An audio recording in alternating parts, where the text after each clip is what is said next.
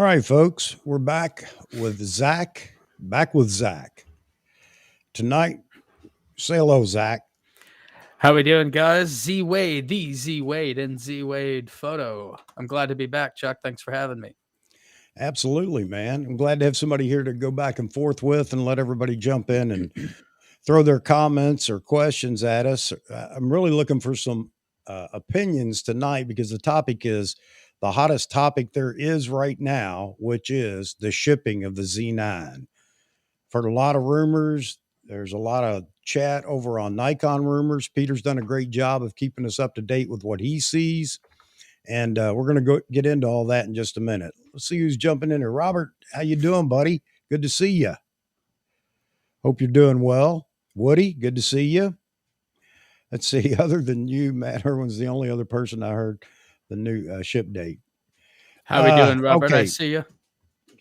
Yeah, I'm going to jump on that in just a second, Woody, because I pulled up Nikon rumors, the two posts that they have, both of them dealing with shipping. One is Nikon Japan, mainland Japan, or not mainland Japan, mainland China. That was the first post he dropped. And then Nikon Japan just posted. And we're going to talk about Nikon USA, which hasn't said a word, but that's not unusual. So. Yeah, leave it to Nikon USA. You know what's weird too is like the United States, like we start getting our pre-orders typically, or like B&H Photo and Adorama, they get their like new releases before Australia and I think even Europe. Yet Nikon USA is the last one to like to like give us anything, it seems. Yeah, it is. And Nikon there just jumped in. How you doing, buddy? Good to see you. Good to see He you, can tell Nikon. you about Ireland. He's not extremely happy with Ireland's pecking order in the Nikon Europe. Expected to area. arrive in 2027. Poor Ireland. Such a beautiful country with a great history, and you're just getting shafted by Nikon Z9s. Yeah, man. According to Nikon, though, it's not just that. It's not limited to that. It's anything Nikon. So but I guess they're at the mercy of Nikon Europe, based there in the UK. So I don't know. Rob, Mr. Campbell, how you doing? Welcome to the live stream. Hello, Rob. We'll let a few people jump in there before we start going crazy with the chat. But again, the topic tonight is not that we'll stick to it because we usually don't, but that's okay too because this is all about fun. But the topic is Nikon, the Z9 shipping, and it's all over the place right now. So I'm going to throw it out there here in just a minute, at least let you see if you haven't followed Nikon rumors, at least you'll have a chance to read what they've posted or what Peter posted over there.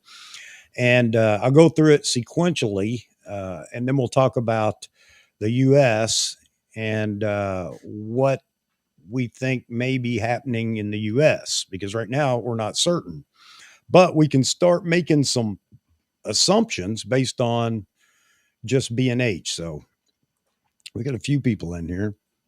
Well, let me kick us off. Is there anybody that hasn't seen those posts over on Nikon rumors about the Z9 shipping? I haven't seen anything recently. I'm actually getting on my B&H right now to see if it still says December 15th. It does. And that's going to be one of the discussion points here in just a minute. All right, folks. So what I'm going to do is I'm going to pull this up real quick and let you guys look at it, have a chance to read it if you haven't seen it. Okay, Woody. Well, hang on just a second. So I don't want that. Yeah, I do. Hang on, folks. I got way too many buttons to push here.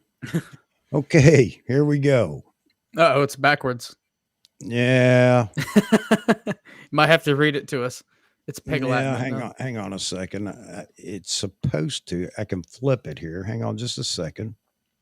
Oh no, this is more fun. Real no E-tab. Gnippergerly. La, la, la, la. While he's working that out, I Oh, there we just go. want to give Did we flip? There we go. here's a friendly tip for everybody watching while we're working on that. Stay away from Folgers instant coffee. It smells like fireworks that have just popped. All right, so there we go. Hope you guys can read that. I'm sorry, Restream's little windows aren't as big as they could be. But so the first shipping announcement that Nikon Rumors posted was this, talking about mainland China, and you can look up there and see they have dates, estimates, or not estimates, but dates that all these items will ship. That's not just the Z9, but the 1 to 400, the 24 to 1. 24 to 120 and the 28 millimeter and the new FTZ2. All right. But all of them are not all of them. A couple are early. The 24 to 120 is going to ship December 16th. The 28 2.8 on December 10th. And then the FTZ2 and the Z9 on December 23rd. That's not all the news. And that's a Google translation of the box you see above there. Now, it's mainland China. Now, my question is this specifically for China? Has Nikon allowed each geographic area to determine their shipping date? Because we'll get to that in just a second with Nikon Rumors. B&H. All right, so I also want to scroll down here a little bit because there's a little bit more information. So the Z9 will start shipping on December 15th, which was an old piece. But if you look right here, few more updates to NPS Nikon Z9 orders. Nikon is intending to fill all of the day one NPS Z9 orders before the end of the year. Well, that doesn't make me feel great. Not sure if this will happen. That makes me feel worse. But this is the current Nikon plan. Nikon does not prioritize one level of NPS over another. So as long as you are an NPS, they treat you the same. Whatever shipping day that Nikon announces, and they're still planning it before the end of this year. So this is a little preliminary to what just came out for Nikon China. It means that this day they will have all the cameras to the stores. And I've seen that from 2 or 3 different sources. So when it says shipping on the 15th or the 23rd, that means the camera stores themselves begin shipping. So they will already have the product. That's good news. Date is not when the cameras will ship to the store. Well, that's up to the stores and Amazon and everybody else, if we're talking about the US. Lastly, Nikon will not be sending any open, meaning available to sell to anyone, Z9 cameras to any stores until all NPS orders are filled.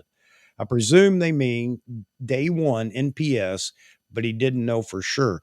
That's scary, man. I don't want to hear that. You know, I'm all for NPS and everything else, but if they do that, because I know that there are tons of people out there that are NPS members and have fudged that application to become an NPS member. I just have to believe that because I've got more Nikon equipment than most studios, and I can't become a member because I don't derive income from my photography business. So anyway, just take that for a grain of salt. So that's Nikon China. Let me skip to Nikon Japan. Just dropped this.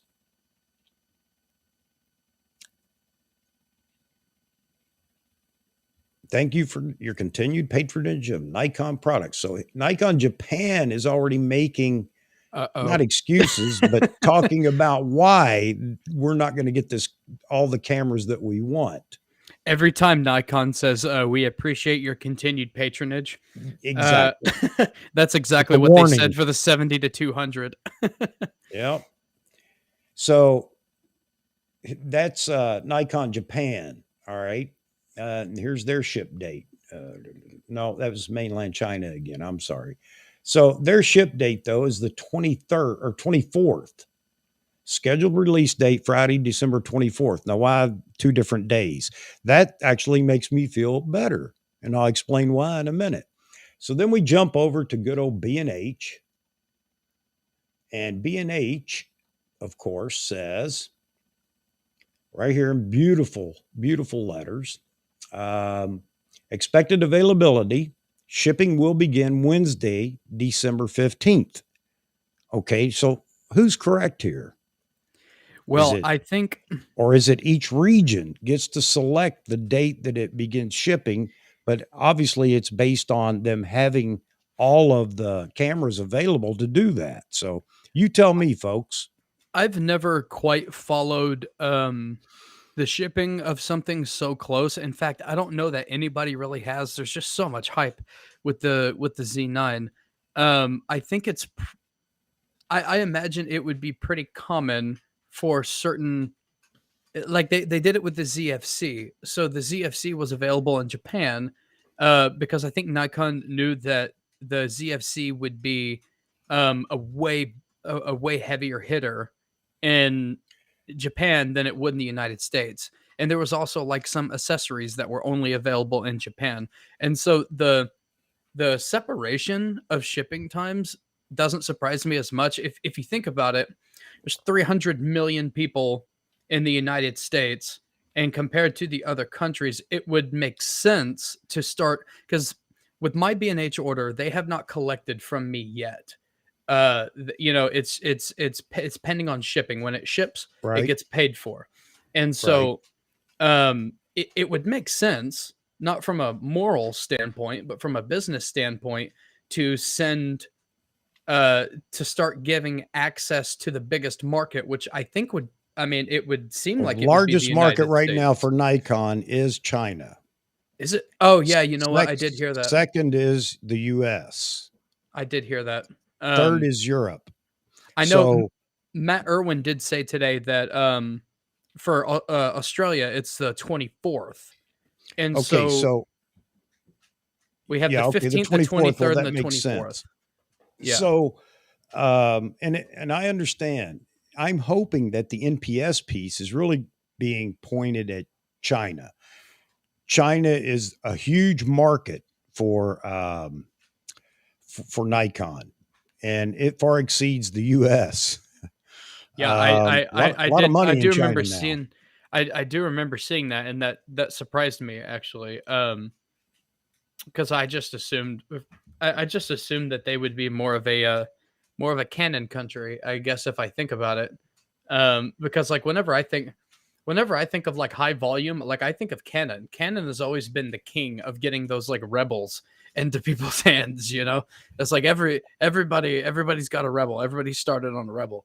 And so I guess my mind would have just gone to Canon first, but hey, you know what? Okay, The I whatever, you know. posted I posted on Nikon Rumors talking about this, and one of the admins there jumped in, chimed in, and he was really nice. And he explained what he understands from Nikon USA about NPS orders. He was saying he ordered three. He wants three Z9s, and he got a letter from or an email from Nikon USA saying that he would not get three immediately. He would get one. So maybe they're going to do that across the board for, I'm betting there's some exceptions, but if they do that, then there may be still some that filter out to those of us that aren't NPS. Because Mhm. he asked, he said, or he commented and said, well, you know, good luck and whatever. And I told him I was number one on my store's list. And he, you know, it's like, well, that gives you hope. Yeah. And I hope that that's the case. I really do.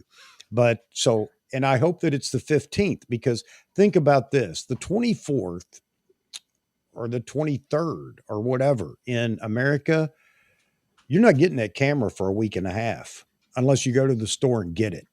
Mhm. I don't know if B&H is going to try to ship all those cameras. If the 24th is the actual day, shipping date, meaning that's the day B&H begins shipping, I don't know how many NPS orders they have, but you can bet it's a ton. Um, and if they start shipping, though, the chances of seeing that camera before New Year's is pretty slim because everything's shut down that last week from Christmas Eve on till after New Year's. Yeah, So they would, I would imagine that they would have to, like, have everything packaged and ready to go actually on the I mean, it actually wouldn't make sense to do it on the 24th because it's not like it's moving on the 25th. It's probably not moving on the 26th, at least not very much. so that being said, somebody commented saying Nikon usually makes sure that they're not doing this. They want the holiday sales. So for like America, they want it in hands or available before Christmas for all the people that are purchasing for Christmas or giving, gifts and everything else. Now, I don't know if that would be the case here, but you got to hope and maybe see I'm just trying to put things together. This is in desperation here, folks.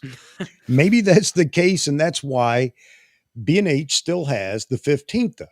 Now, my thinking is if B&H had the fifth has the 15th up there because it doesn't say maybe, it doesn't say, coming soon. It says shipping will begin Wednesday, December 15th. I'm reading it right here in front of me.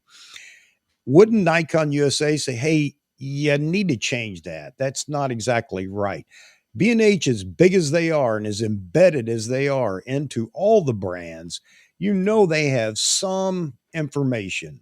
Mhm. They're in the know. Could it be that that is the case, that it will ship earlier here in the US? I'm hoping.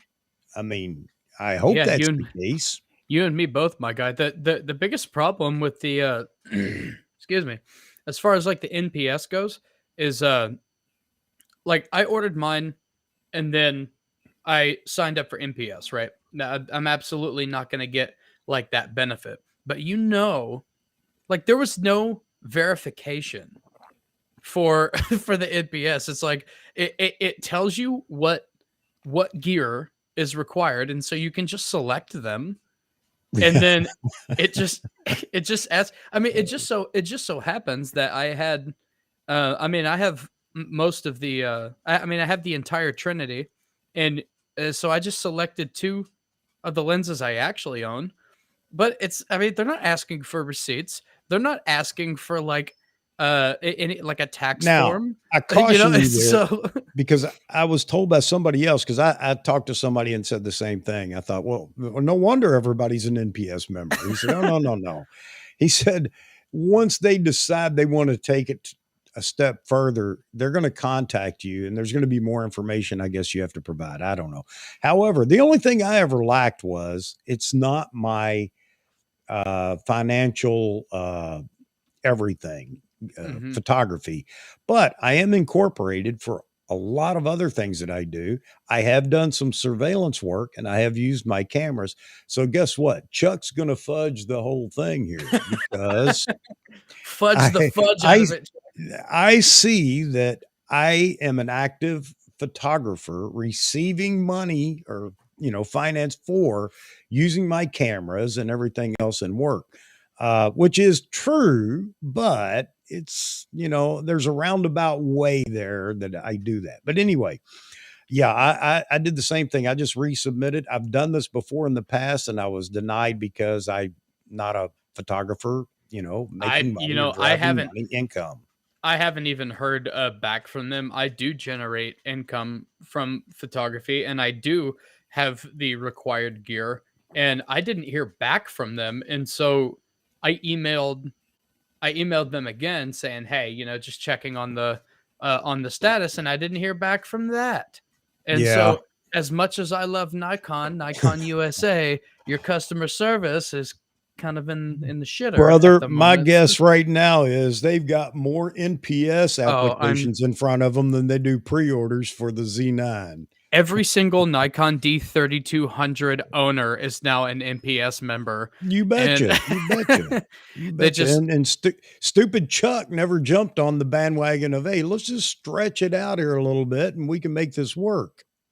Yeah, I signed up for NPS just because, like, I love Nikon. I'm like, I want to be an NPS member. It makes me feel important. I didn't even know, like, if I would have known that there were shipping advantages to it, I would have been an NPS member like years Yeah. ago. You know, Yeah. I had no Hey, idea. let me get to some of the comments in here Let's because do I it. don't want anybody to feel left out. And there's a lot of good comments, man. I'll have to scroll back for hours. Everybody, of course, saying hi to you, Zach, and How we welcome doing, again. everybody? Um, so Mike said, "Nope, I heard the 24th of this month." Mike, where did you hear that at? My info was from Matt Irwin. Okay, so you're talking about Matt Irwin said that that's the shipping date for Australia, or did he make a distinction and say, "Oh, by the way, it's the same in the U.S.?" You can answer that as I go down the list here. I think Um, I watched that video just for a couple of minutes, and I'm fairly certain that he did mention for all Australia. It sounded like he was talking to his like Australian followers, but I could be wrong about that. I was really busy whenever I was listening to it, so Okay, I see your answer there, Mike. Yeah, and he probably is because he's listening to Nikon Australia, and that's fine. That's great. Since Nikon World, you can't say Nikon Japan, even though I mean, what do you call them? But Nikon Corporation doesn't put a blanket shipping date out. I guess they leave it to the market and the different segments within the market. So I don't know. I'm going to hold out hope, man. You guys got to help me here. I'm holding out hope that the 15th would be the day. But let me continue here. Do they specify market shares? This is from Rob. Let me click this. It's supposed to, yeah, show.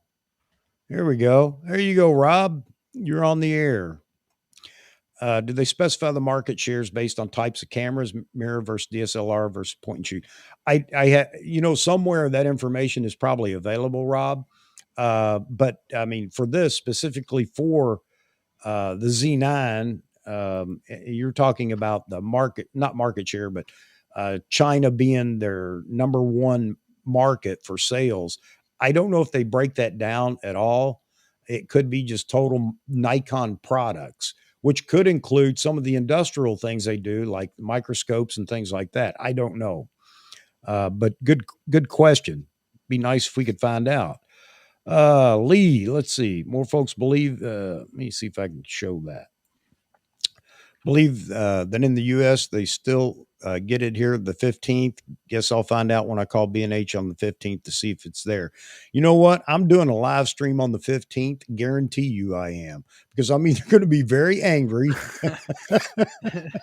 or very happy. I don't think there's an in between on this one. But if you get anything, Lee, please jump in here on the night of the 15th, because I'm going to do a live stream and just find out. We'll share information and find out what's going on. But I hope that you're right. And for a lot of people's sake, and I hope that there are still some cameras set aside. I put this out a while back. I had been told by an NPS member, as far as the retailers go, that Nikon does not hold cameras back for just NPS members. NPS goes through Nikon USA and they can designate the store or whatever that they want it sent to for pickup or whatever.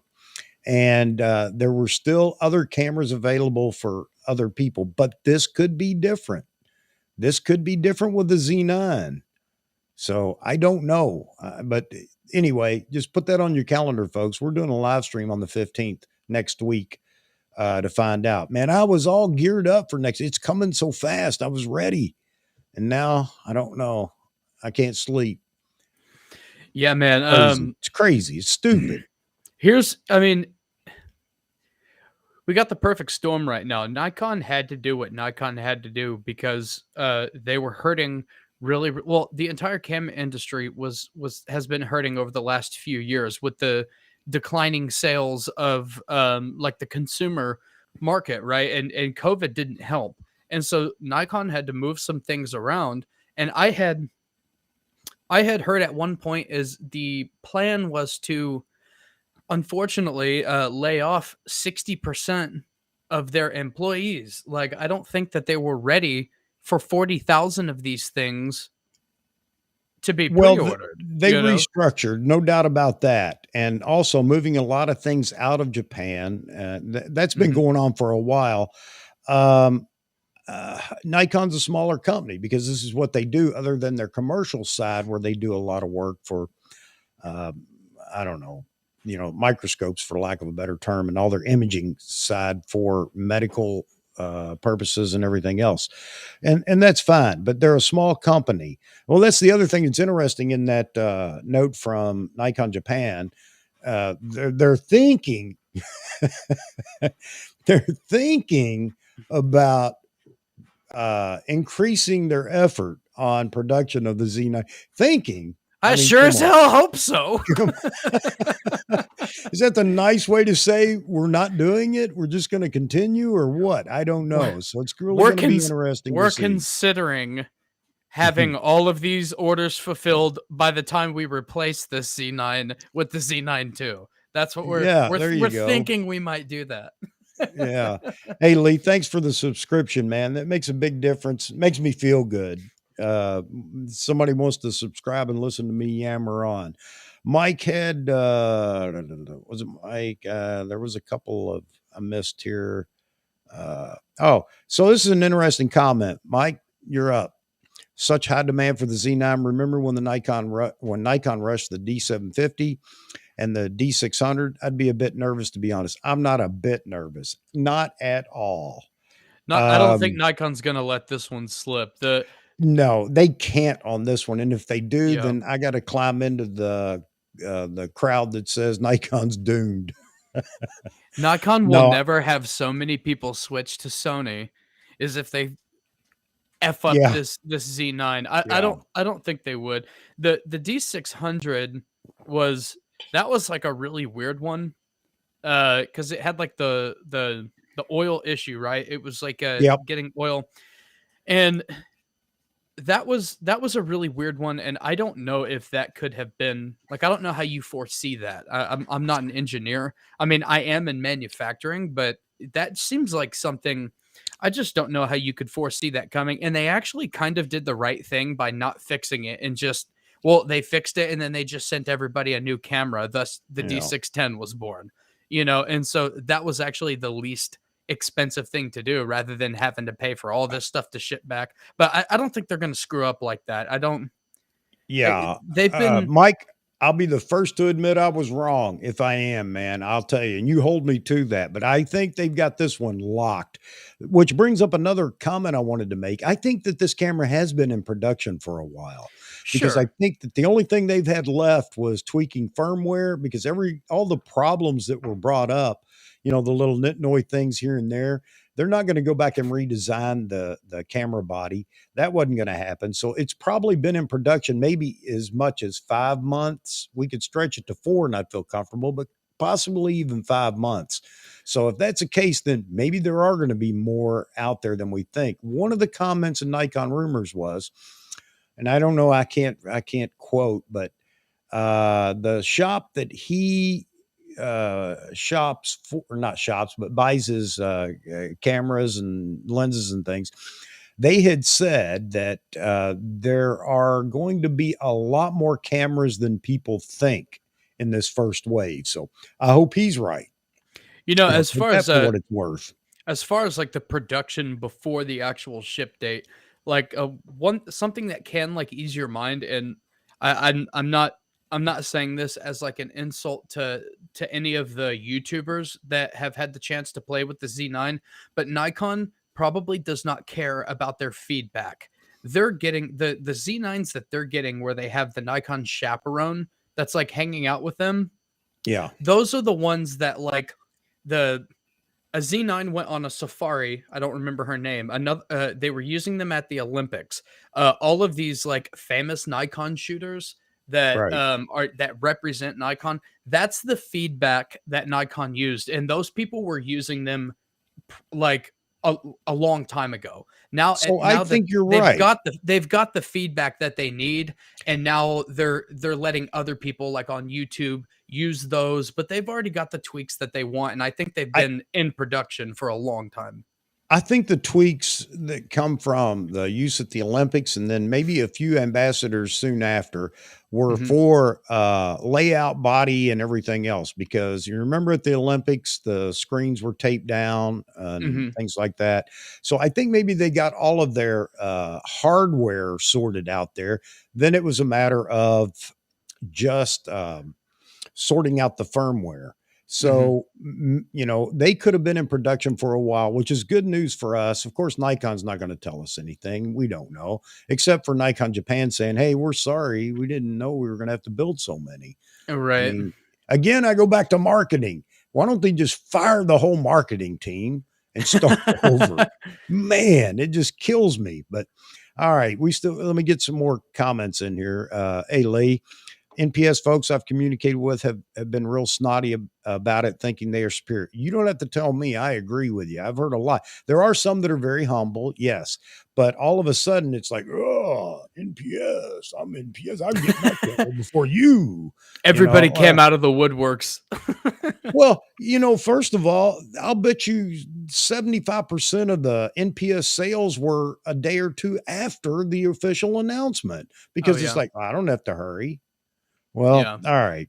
All right. Good on you. For those folks that are bragging about it, yeah, well, I'm not going to wish you ill will, but just shut up.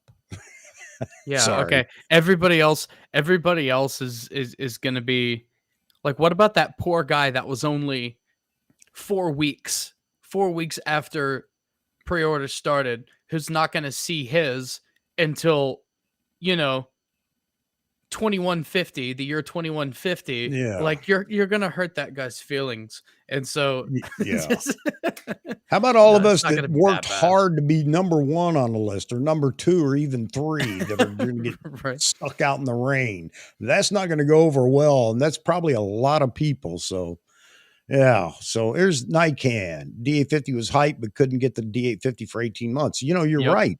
And again, now I had a better shot at that one because we didn't have all the NPS members that just had to have that camera. Yep. They kind of eventually upgraded because the truth is the D810 was a fantastic camera. I mean, the D850 may have carried it a step more, but the D810 was fine. So a lot of people just hung on to their D810. Mhm. The Z9 is a game changer, and for that reason, and it's going to be in high demand. And the price tag, which we've talked about over and over, so that brings up when you were talking, Zach. I was thinking about that. There are a lot of people that are hanging on to their money. They've been hanging on to this money, doing their best to have the money ready to go when the camera is shipped. And if this thing goes to the 24th, guess what? Christmas. And that money you're going to have to take out of the kitty or whatever for Christmas Yep. shopping, this, that, or whatever. And it's going to hurt a lot of people. Now, I know that Nikon doesn't care. They're not going to say, you know what? That's a good point. Get the factory going overtime, get some more Right. cameras to America. But I mean, that is a truth that I know from experience. I've done everything I can to hang on to this money for this camera, and the longer it goes, the harder it is to hang on because there are other things that jump in there as a priority. I mean, right now I'm down to ramen noodles, 3 times a day, and just kidding. But anyway, good point, Nikan. There was another in here. Uh, let's see what Lee has to say. Two camps of belief on their preparedness. Either they started production in September to prepare, or let's see, or they left their pants down waiting to see what the pre-orders would be. Yes, and I understand that it's a money issue, and they have to be careful. But this is one of those times I got to believe somebody said, "No, we're going to take a chance because this camera is going to sell." And even if we don't have to produce anymore for 5 years because we've got so many in stock, that's fine too. But anyway, we don't know yet. And we may all be surprised. I'm hoping I'm surprised on the 15th, but we'll have to wait and see. But I'm still back to there's 75% NPS members that maybe shouldn't be, but I won't say that anymore because maybe I shouldn't be, but I'm going to try to be. And they didn't order until a day or two or a week later. So an NPS member could order tomorrow and bump me. I'm sorry. I don't agree with that. There had to be a cutoff. Either, it should have gone out to NPS members. Hey, if you want this camera, you better be in the front of the line when it is announced and available for pre order. Otherwise, you get bumped back like everybody else. But we don't know whether that's the case or not. And right now, just as somebody pointed out, they're all running around thumbing their nose at everybody like, yeah, I'm an NPS member. I'm getting mine before you do. And, All right. Nikon would be absolute fools if they told you exactly what their plan was. They could be doing the nice thing, which Yeah. it was really nice of them to say, "No, we're not giving you 3 of them. We'll give you 1 for now, and we'll get you the other 2 later." That's really nice of them, but they will I'm sure Nikon, they're an old school company. They know how to do business. They'll find some way to get, like, a lot of people happy while still staying true to the fake or legitimate NPS people that fudged their way somehow. Yeah, I saw your comment, Lee, and I think it may go back further than September. I really believe now that that camera was in production in August. We'll see. We'll see. And it would be nice if it was, because that definitely adds to the total that's going out to everybody. But, I talked about this in the last live stream. If they're doing 3,500 bodies a month, and I mean, right now, I can't imagine them having any more than, and this is really pushing it, 20,000 bodies for the world. It's going to be interesting. We're going to learn a little more about Nikon here on the 15th and then maybe Christmas Eve. So Christmas Eve, everybody's going to go, honey, go turn the computer on. Look what I got you. You won't get it until June, but Merry Junmas. uh, yeah, exactly. Yeah, Lee, they did have a lot of pros using it. Yeah, I think that again, the hardware I think was sorted out. That was sorted out, and the bodies were in production. So then it just comes down to the software, firmware. So yeah. What part of the country am I in? I am displaced redneck. I am up in Connecticut right now, but I just filled a dumpster outside my house because we're getting rid of stuff because the house is going on the market and we're heading south here as soon as we can. Down to Tennessee, somewhere down vicinity Nashville, not in Nashville, but that's where we're headed. So thanks for the question though. Tweaking the software Nikon. Yeah. Let's see. It's like the schmucks waiting to board a plane. Good. Yeah. It's like the schmucks waiting to board a plane. They line up in front of the folks that have the tickets to board first. Yeah. Yeah. I flew a lot up until COVID. That's all I did is fly. I was constantly out Salt Lake City, and well, before that, it was all over the world. And yeah, I sympathize with you there. Um, anyway, we'll leave that. But you're absolutely right. Man, I got a lot. I've got a lot. Oh, me and Chuck over here did not splurge for the express Disneyland ticket to where we don't have that little special line where they get to get the front seat of the roller coaster. Yeah, yeah. Robert Daniels, you're on, Robert. Let's see. It was like 3 months before I knew Antone had D850, but when it ran out of copies, the wait was incredible after that. Yes, it was. Yes. And again, I was fortunate. I got 2 D850s, and because I did the old order in 2 locations, my camera store did me right. They called me and said, "You ready to pay for this?" Yes. All right, we'll ship it this afternoon. The next day, I got a UPS notice saying the camera was coming. I thought, well, I didn't pay overnight, and then I realized it was from B&H because I'd ordered there, thinking, well, I'll be so far down the queue, it won't matter, and got one from B&H. But I did the right thing, so everybody knows I did not make a profit on it. There was a guy here in town that was really wanting the D850, and he was buried in the line, so I sold it to him for what it cost me. So there you have it. But yep, you're right. That was back And then, before the Z9 was a thing. Would you do that if you accidentally got Z9 two Z9s, or would you try man, to you make know a what? profit on it? Wow, that's an ethical question. That's a question of ethics, isn't it? Be like, no, up Um, yours, man. Obviously, I don't need 2, but wouldn't I love to hang on to 2? It'd be nice to carry identical cameras around, considering the Z9 does everything, so I don't Oh, need 2 different cameras. you don't want to spend $11,000 $100 on. Yeah. So, yeah, man, I would still do that. I would find somebody somehow, whether it was the audience or something to make sure that somebody got it Well, at you know, what it cost me. So, you know what's a big problem too, and I meant to mention this when we were talking about the guy wanted 3 of them, and they said, "No, we'll give you 1 for now." That's actually really kind of nice because typically, like, there are people that make nice chunks of money on new release camera gear, and you see it every time. It happened like a lot with the 70 to 200. As soon as something releases, these people are online and they're buying as many as they can from different places, and then they get theirs first and they put a couple $100 on top of that. absolutely. Well, And not so just that, but they're buying 4 or 5 cameras because they know it's gonna be hard to get, and if they can get their exactly. hands on all of them, then they're gonna be on eBay. That camera will Yep. be on eBay as soon as it's available. It'll be on eBay for $8,000, It will be guaranteed. there on the 16th. Yep. At the very least for 6,500. Yeah, At yeah. least 6,500. And Oh, some it'll and be somebody will buy it. it's gonna be more than that because my stepson wanted the latest PS5 or whatever, and I was trying to help him out. I was trying to all of a sudden, Best Buy would have 4 more. Mhm. Anyway, long story short, they were on eBay. I think it was a $5,000 game. I don't know what it was. Maybe I'm wrong. No, it wasn't that much. But anyway, you couldn't find you still can't find them. They're still Yeah. not available. Yeah, And PS5s so have been guess out what? for a year. And guess what? If your kid, you're rich and your kid's driving you crazy wanting one, you're going to pay $5,000, $6,000 for it. Yeah. So I that's actually what got they'll do with the camera. I got hosed like that on the Nikkor Z70 to 200. Like the day it released, or like the first week that it released, um, I bought one, and this is why I don't do anything on Amazon.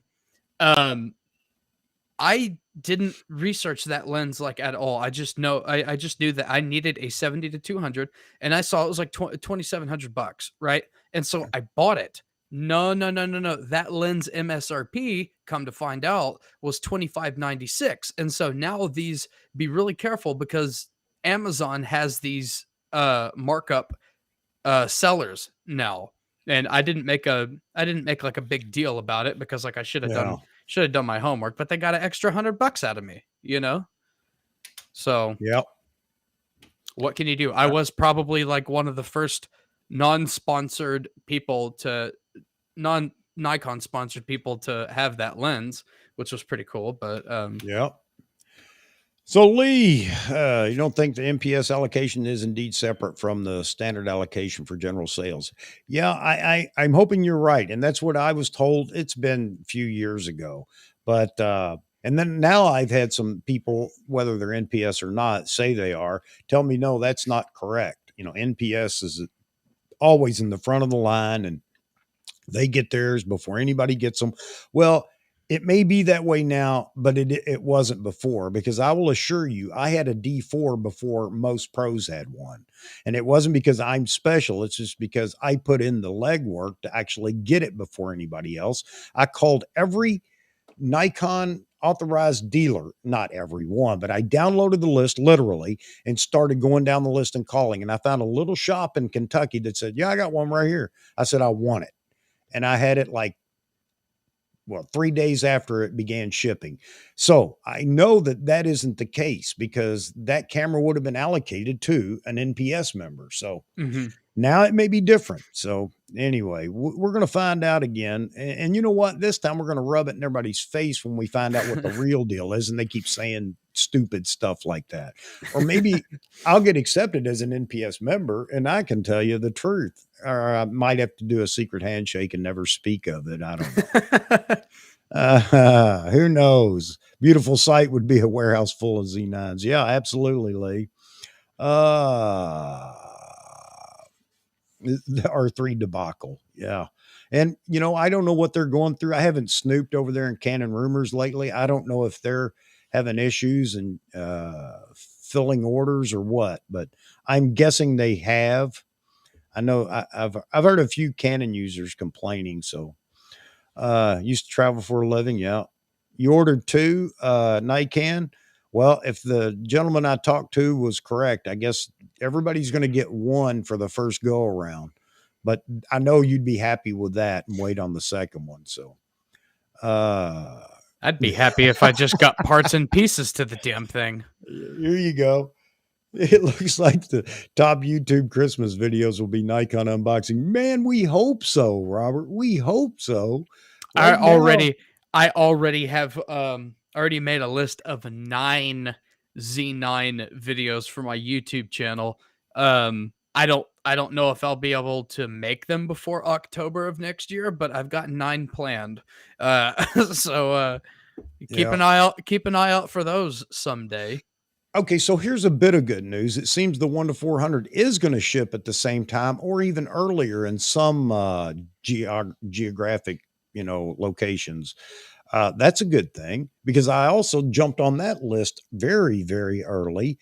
Maybe not as many supposed pro NPS members will want that lens because it's not the pro lens, but it's fine for me. And, Rishi gave it a great review. So, anyway, so right now, just so you guys know, I'm sitting here, I've got a Z6 and a Z6 II as far as mirrorless go. And I've got a 2X teleconverter for the Z mount that I can just hold up and look through it right now. That's all I can do with it. I don't have a lens to put it on. So Nikon had asked me if I was going to get the 70 to 200. As much as I'd love to, I still want that 100 to 400 first. I think And I'm the going to 100 see. to 400 would be a better move, probably for the kinds of Well, things that you do. yeah, it Um, really depends. It really depends. So yeah, go ahead, Zach. I'm sorry. well, I was just gonna say, like, I think the 100 to 400 is Yeah, probably a better move because really 200 is not enough for wildlife in my opinion. Like I can't 200 is not enough for me to take a picture of a turtle at the lake because turtles are like really jumpy, right. you know, and so it's not enough for that. And there's not that much of a difference between 70 and 100. If Yeah. if the aperture matters that much to you, then or to anybody listening, okay, like I'll give you that one, but at the same time, promise you the dynamic range of all of the Z cameras are plenty fine. You can bring it up to get it bright enough. Uh Yeah, it's very true with the f4 up apertures, f4 to 6.3 or whatever, 5.6 on some lenses, 6.3 on others. Yeah, I think you're right. It's still there still is that bit of degradation in for lower light with those lenses, but it's not enough. It's not significant to me. mhm. Okay, Rishi was very happy with the 1 to 400. He was very happy with it with even the 2X uh, converter. So I think that's great. Is it going to compete with the 400 2.8? No. Oh no, Okay, absolutely not. But it's also going to but be like $11,000 cheaper. oh, absolutely, absolutely, you're right. And but will it be enough to bother me? No. Would I like to have the 400 2.8? Absolutely. But for those of us that want the reach and still have good image quality, I think the 1 to 400 is going to be great. I have the 80 to 400. It's not perfect, but it really works great for sports and things like that I was Mhm, shooting. And if I was happy with it, and Rishi says the 1 to 400 beats it, I know I'm going to be happy with it. So I'm not trying to sell that to anybody. mhm. I'll somewhere down the road, I may get the 70 to 200 as well because I have the Trinity and F mount. But you know what? I'm not getting another wide lens. I have the 14 to 24, which is a great lens, but I found I never use it really. I've got the 14 to 30 on the camera right now. This is what I'm using in here to stream with, and it's fine. It does everything I need a ultra wide angle lens to do. So I know others disagree and they want, another stop of light for astrophotography or nightscapes. I don't know where to draw the line on what is astro and what is nightscapes. But anyway, so yeah. Hey, T Mid, what's up, buddy? Good to see you. Hey, T Mid, what's up, my guy? All It's right. nice. So anyway, back It's nice back to to see you, a lot Zach. of these A lot of these people that I'm seeing in here, they've popped over to my channel. I just want to say I appreciate that. Hey, all us little people gotta work together, man. Gotta stick together. We don't have 1,000,000 subscribers, so we gotta show up and, help each other, so but, Oh, yeah, I really appreciate everybody coming. Go ahead, Zach. side note, this is unrelated to the Z9 shipping, but related to the Z9. I am hoping, if anybody has gone back and heard me just praise Tamron lenses. Tamron, if you don't know, used to be this dinky little afterthought. Them and Sigma. I'm not a big fan of Sigma, but they do make some good glass now. Tamron apparently got tired of that, and they started making some kick ass glass, and their VR was better than VR. It's not better than like Nick or Z VR, but it's damn good. Their Trinity was some of the greatest glass I've ever seen, and the Tamron 45 millimeter f1.8 is one of my all-time favorite lenses. The point I'm getting at is, hopefully the Z9 will finally get them off their ass to reverse engineer the mount and start doing something. I want to see Tamron lenses in the Z system so bad. Like so bad, because I love Tamron glass. Like they don't mess around anymore. I And I'm not a I'm not a big fan of Tamron. There's nothing wrong with it, but I tend to stick to Nikon. But I want to mhm, see that too, Zach, for a different reason, because then it shows the market out there. I mean, the people that mhm, Nikon is been accepted into the fold of third party glass and right. so on and so forth. And I know a lot of people love the Tamron lenses, and I think it's great. There are a few that are just absolutely stunning. Like the 45-1.8 is one of the most beautifully rendering lenses that I've ever seen Nikon or Tamron or Canon or Sony or any brand. Every once in a while, you get um a lens. Takina did that. Takina makes a bunch of crummy lenses, but their 100 millimeter macro is amazing, and it's dirt cheap, and it's been dirt cheap forever. Like they never increased the price on it. And Tamron has a few lenses like that. That's just insane. Like, Woody just mentioned the 70 to 200 2.8. That I compared that directly with the uh Nikon 70 to 200, and the Tamron beat it on almost every single category. And the 15 to 30 G2 was amazing. But Yeah. their primes are the ones that I was really in love with. They had a 90 millimeter macro that was just gorgeous too.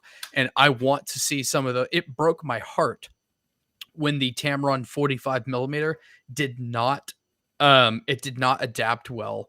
And I still think that the FTZ adapter, everyone says that it's great with like Nikon lenses, but I, I didn't have many Nikon lenses and F mount to use on it at the time that I first got the Z6.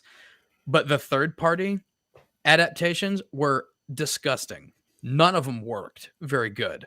The 70 to 200 Tamron G2 adapted to my Z6. It focused at the speed of smell. It was incredibly slow, and some of the other ones were just clanky and all this stuff. But I still loved the quality of the lenses, and so Yeah, I'm I hear from a hoping. lot of people that say that. Oh man, they're the skin tones on that 45. 45 is not a particularly popular it's not a particularly popular portrait lens. But what's interesting about 45 millimeter is they say that 50 is like basically what the human eye sees, but 45 millimeters is actually more accurate to like what the human eye sees. And you mix that with rendering skin tones and colors and textures better than your eye, you're basically taking pictures of exactly what you see, only better, because my eyes are garbage, you know? Like, Yeah. so This is I'm ready interesting. for it.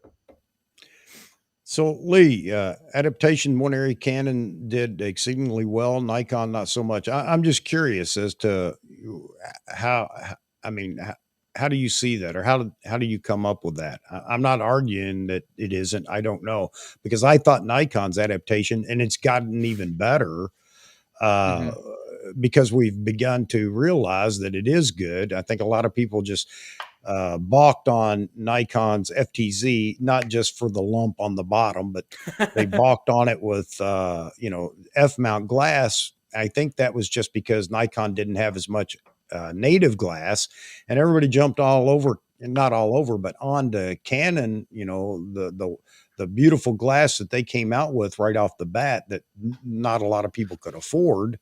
I think Nikon did it better, but I'm not gonna argue the point. I'm just curious to say, see why you think that's better. But I'll There look down is here for your answer, there is brother. a lot of separation um in the experience of people with the FTZ adapter. And so you have, from what I gather, most people are having better luck with the Nikon glass. And the biggest separation is with the third party. I've heard some people say There you that it's go. Okay. okay, that it's okay, and other people like myself that it's like, no, it's not even okay. Like, it's bad.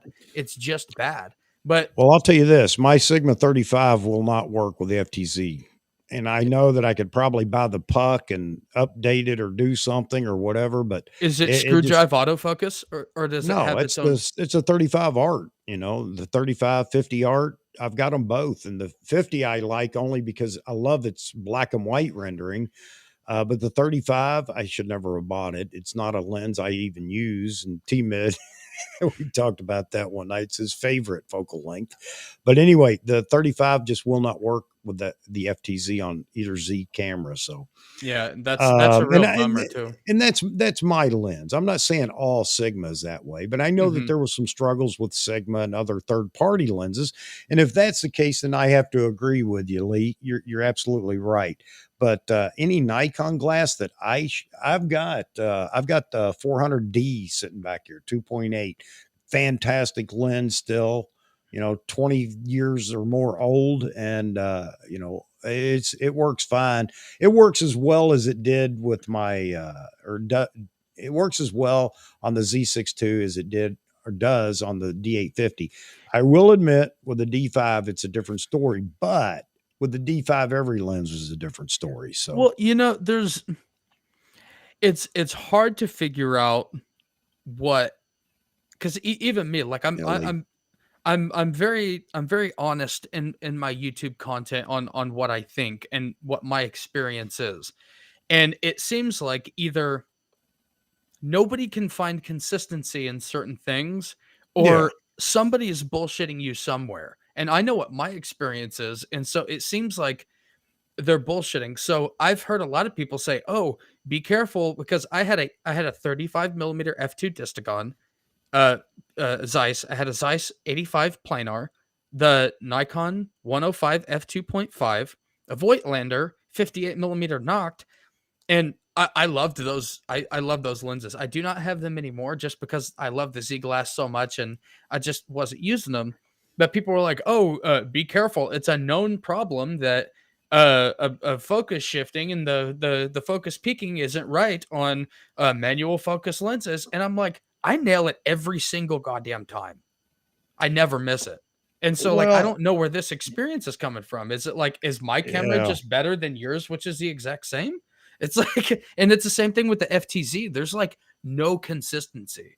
It's like it's about 50% of people don't like it, and 50% of people don't see any problems. And I'm like, well, surely there's a couple percent somewhere that are like, it's here or there, And mine is like, it's almost 100% like negative. Like the things work, just not that good. You know what I mean? It's hard to find out without just getting it and finding out what your experience is with it, you know? Yeah. But So people make decisions, unfortunately, based on what they see on YouTube, and that's my yeah. advice: is just rent it, and So try it. let me clarify my statement about the D5. That lens works fantastic on the D5. I mean, better than it did on the D850, D500. Although the D500 wasn't a slouch either, but you know, when I adapt it to the Z6 II, it works as well as the D850. So yeah, when you guys brought up third party lenses, I'll absolutely agree with you that Nikon failed purposely, I think, initially with third party glass. I really believe that. They They probably weren't didn't in it. let any of them know, "Hey, we're gonna be coming out with this FTZ adapter, so you may wanna get some firmware that will kinda get it on par." I mean, why would they? Well, You know? then we got into the conversation about, why won't Nikon release this, that, whatever? I don't know whether they do or they don't. There are people that will argue with you and say, no, Nikon will not release, specs or texts about lenses and Z mount. And I don't know if they do or not. It wouldn't make any sense. I can understand why they may have been slow to ensure that the FTZ adapter worked well with the current third party lenses that were F mount.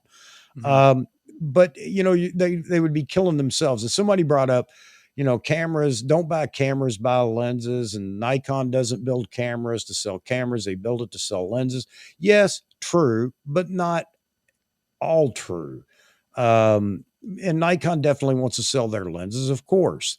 But anyway, I think that with the Z9, as you said, Lee, it's going to be a different experience because it's that much faster, just like the D5 outdid the D850 and the D500 as far as autofocus and everything else. The Z9 will do the same. So my lens, my 400 2.8D is not going to operate any faster than it possibly can. Even with the Z9, the Z9 will take it to its limit, no doubt. mhm. Um, it's not going to make the lens faster. That's not possible. So the lens will operate as fast as it ever did with the Z9. I agree with that. But flagship cameras do that. Everything works better with the flagships. So um, it's going to be it's going to be really fun to play with all that. And like somebody said earlier, yeah, I'm prepared as soon as I get it in my hands, especially if I can get the 1 to 400 at the same time. Obviously, I'm going to test F mount glass with it, but I'm also going to do all this live while we're streaming with my Hollyland Mars 400S so that everybody can see exactly what's going on at the same time and ask questions. And I'll try my best to cover everything everybody's asking. Got off topic there, completely off topic. Um, so anyway, we'll get back to the lenses in a minute. I just want to make sure we covered everything we wanted to talk about on the shipping. Uh, da, da, da, da, da. Yeah, I plan on slab. I've got the two. I'll just call it the T2Z because I've heard it called everything except for its real name. But I've got that too. I don't have a lens to use to try it yet, but definitely putting it on the 1 to 400. Can you imagine 800 millimeter? Yeah, it's going to be F11, but in broad daylight that won't be an issue. Shooting sports in broad daylight, late evening and stuff like that. Yeah, you're just going to have to. We're going to have to see just how well the Z9 handles higher ISOs. Right now, it looks like it's going to be good. So I'm looking forward to it, though. It looks like the Z9 does do better at a higher ISO than the Z7 too. That was one of my big pushers to actually get it, is because I can use it where I don't like the Z7 II at. Corey Rich just put out another or posted over again his behind the scenes video with the Z9 when he put together his video for the announcement. And he was talking about that they had pushed because they did a lot of night work. They had pushed the ISO up to 2500 and then beyond. Up to I can't remember now, but he was pushing the upper limits of the native ISO. And he said it did real well. He talked about some photographs under the same conditions. And he said, yeah, you can tell that the onboard noise reduction was dropping some detail, but the photos still looked great. And I'm all about that anyway. People talk about, oh, I can see a speck on. I don't care. You like the photo? Yeah, I Es- love the photo. Well, then it Especially doesn't matter. especially if you come from the film days, people that have been shooting photography since film, they actually have an appreciation for that grain. Um me, I'm not like a huge like film guy, and I actually turn off all. I overpay for cameras because of this, but I turn off all of the corrections, the vignette, the noise reduction. I turn all of that off. Um, but it appeared in what I saw that at like six, I think the side by side picture I saw is the Z7 II at like even like 600 ISO, and the Z9 at like 600 ISO, and the Z9 was noticeably better, and so that's good for Yeah. me. That's really Yeah, good for me. absolutely. But I think we get our hopes up sometimes. I owned every 800 series camera from the 800 up to the D850, which I still have, and it always came out with what's the dynamic range going to be like and how much better is it? And, everybody's got all this wishful thinking. And to be honest, once you actually check it, it's like, yeah, there's a difference. But Hmm. I think we get our hopes up that we're going to be able to shoot at 100,000 ISO and it's going to look like, perfect daylight. And obviously that isn't the case. I was just So looking. I was looking a second ago. I was trying to find out how many Nikon D5s were pre-ordered, and I couldn't find it. But I did find out that the ISO was extendable to like 3,280,000 ISO. I'm like, who shoots at that? Like that's a marketing move. Like that would look so bad. Just because it can do it doesn't mean that like you should. But I just thought that was kind of funny. yeah, yeah, 3 million ISO. yeah. It would just You look know like what? concrete. Where that actually works and everybody laughed about it, I mean, how many people are going to do this? Okay. But for a lot of surveillance work, I Mhm. know on the D5, it's there are usable photos. Night, Woody, Robert. I guess you may have already got out of here. Night to you, man. Thanks for stopping by, folks. Thanks for stopping by. Drop us a like if you would. Really makes me feel good. I don't know what it does to the algorithm. I'm not that smart, so I don't care about that, but just makes me feel good. Woody, my guy, thanks for stopping by, man. Thanks for listening to me. Full F5 of their prime noise reduction. Let's see if it's using that should make. Let's see. So here you go. Let's see. This is a the prime noise reduction. If it's used on the Z9, should make ISO 12.8 shot look like 800. Wow. Wow. That wow. That's a ton of stops. Yes, yes. Wow. I want to see that. So, yeah. I have no complaints about the dynamic range on any of the cameras. It is what it is, and you got to live Mhm. within it. And it's, that's just fine. I don't have a problem. I don't have a problem with a little noise at times. Again, we've gotten away from shooting for clients or family or whatever we're doing. We've gotten away from that when they're happy, and we've turned into this worry wart group that are worried about what other photographers are going to say about our photos. I don't care. It's nice when they're nice and say, "Hey, I like that."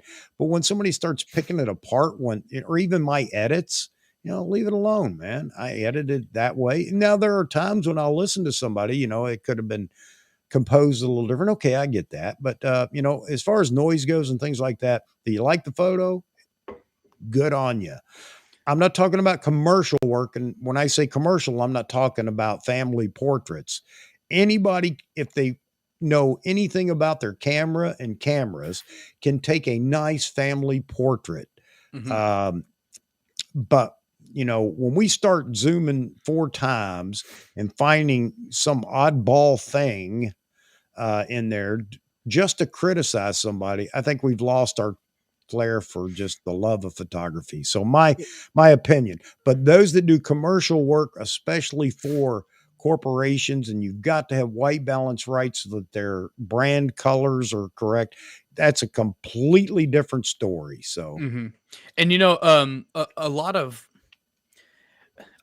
the stuff that you'll see, like when they talk about, oh, the color of this camera or the noise of this camera, you should probably go ahead and assume that they're making all of these tests based off of like a JPEG. If you're shooting in RAW, things start to matter a lot less, because correct for like all of these things. It's like the image isn't burned whenever it's in raw, like it is like whenever it's in JPEG, especially with like a lot of early things. It's like you have not seen a Z9 raw image yet, I don't think, because there's nothing that can Right. like process it. Like they're showing you JPEGs, and so it can look good, but that's like the JPEG rendering like of those colors, you know. And so like me, I'm unique in the fact that noise aggravates me, but sharpness is actually not as big of a deal to me. Because I don't think sharpness is everything. I like a lot of people don't have a problem with like 1600 ISO. I choose to not shoot genres where I have to go up that high.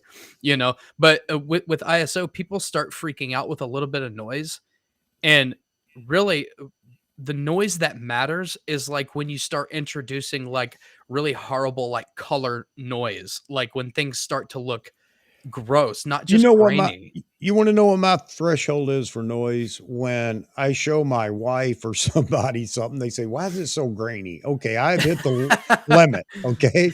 But most of the time it's, "Wow, that's beautiful." Guess what? That's what we're all really striving for, is to make a client happy, and 9 times out of 10, they're gonna say, "Oh, I love that." Yeah. And that's even before you've even tweaked it, if you're going to do that, any editing at all. Hmm. So, Lee, I'm not going to say you shouldn't be concerned with ISO. Absolutely, we all should, but I think we become over concerned at times. And there is some natural grain too, or believe it or not, and that's why movie makers, filmmakers are actually again introducing grain into. I'm not talking about a day shot or something like that, but at night, because it just infers that it's being shot in the dark or the Hmm. scene is in the dark. So anyway, and I'm not going to bust anybody's chops over it. I'm definitely never going to say to anybody, "Wow, man, that grain in that," because there are people that shoot black and white and add grain digitally now Yeah, because it looks so good. if noise if noise was a byproduct of like crappy engineering, then there would not be the ability to introduce grain into your photo. It's like Yeah. there's a time and place for it, and there's also opinion. It's like I mean, even the Yeah. difference between me and Chuck here. I hate noise, and he doesn't mind it, and he likes it in some cases. And for the most part, like your computer screen when you're editing, that is way different than a print or looking at it on a cell phone or a tablet. Your screen is going to show you. I thought there was a problem with my Z7 II and Z6 II because I bought a screen that's way too overpowered for photo editing. I just bought it cuz it was on sale. It's way too good. It's way too good. And so everything looks like dirty. Well, it's also gigantic. And so I'm seeing everything really up close. Like honestly, 3200 ISO is like you're probably not going to see that grain. Maybe if you underexposed it and you had to bring that 3200 ISO up to proper exposure, then you might see it in a print. But if you get your exposure right, your ISO starts to matter a little less. It's when you try to pull too much out of a high ISO that you start running into huge problems. I think that for wildlife photographers, a lot of them are concerned when you start talking about the cameras and dynamic range and lenses that like the 1 to 400, let's say, in the evening when you got fading light and you're catching that once in a lifetime shot of whatever animal that you're actually chasing. Um, and they're worried about grain there. One of the things I really like about Morton Helmer, and I don't know if anybody's seen him. His channel's fantastic, and his channel has grown in the last couple of years tremendously. But he was the Nikon ambassador that went out on the island and shot the polar bear and the fox and things like that. And oftentimes he's not worried about grain either.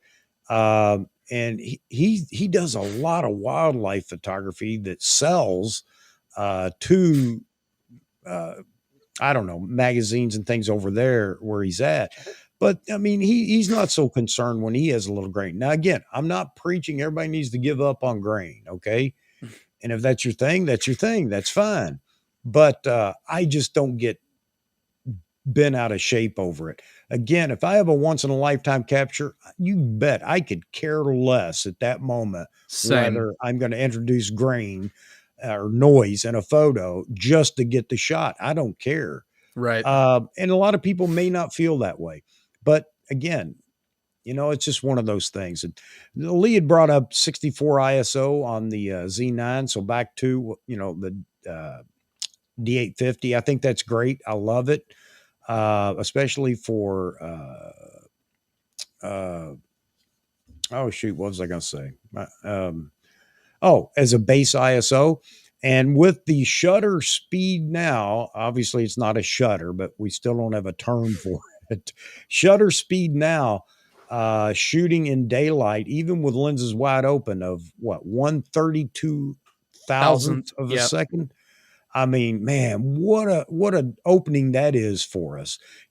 Away with a lot of the uh, uh, shoot in NP the variable density, filters or ND filters and so on and so forth. Sorry about that. I lost my train of thought when I saw something pop up on the other screen over there. Shiny object. Um, so yeah, I think what aggravates me most is for so many people that criticize and critique photos, and especially in all these rumor sites and things like that, and they're zoomed in at 400% and they're saying, well, there's a little ghosting there. I can't see 400% no matter how close I get to a photo. So I don't care. If you can see it at 100%, then maybe I would, say, If okay. if you have a print and you're basing your opinions off of something zoomed in 400%, you're gonna have to Blues Clues that shit and jump into that print to see what they're talking about. Yeah. And since nobody can do that, nobody wants to cram their nose into the wall. But You know, like, that's the problem we have nowadays is, we kill ourselves as photographers, whether you're professional or amateur or hobbyist. We kill everybody by we're shooting ourselves in the back by critiquing that way. And, watching Rishi's reviews of the Z lenses and talking about, and he zooms into 200% the other day, 300% for I think the 1 to 400. mhm. He's like, yeah, you can begin to see a difference here. And again, I don't know who that's for. I know that people crave that, and they Mhm. will actually buy lenses or shun lenses that don't look good at 300%, which is I've ridiculous. I'm actually filling in the information on a video right now. You commented on one of my videos that because like some people can see like micro contrast and like some people can't. Yeah. I'm actually uploading a video right. Well, it's uploaded. It hasn't released yet, but it is a comparison between the Nikkor Z105 f2.8, a portrait, up against the Nikkor 105 f2.5, and to me it's pretty obvious, like the differences in the inherent like contrast and like the pop of the two. It's a pretty cool video, and that lens is like 50 years old. Like the one that I had is like 50 years old, and you can see the obvious differences between sharpness but also like color and character and stuff like that. And so like if me, like I consider myself a bit of a pixel peeper, but like a pixel peeper that doesn't care. Like I'm a realist pixel peeper. Like I get in there to really see what it's doing, and then I write it off as, "Huh, that's interesting. The shot is good, the colors are good, the composition is good." And anything beyond that is just kind of for me in the back of my mind. It's just useless knowledge, like the year that popcorn was invented. It's just like nobody cares, to me anyway. And that's great. Hey, we've been running our cake hole here. What do you guys have to say out there? I know we've still got people in here that are listening, and I don't want to just talk. I want you guys to participate as well. So, any comments, opinions that you have on any of these things, but I think we've milked the shipping to death maybe already, and that's okay. But any other opinions on shipping? What do you think?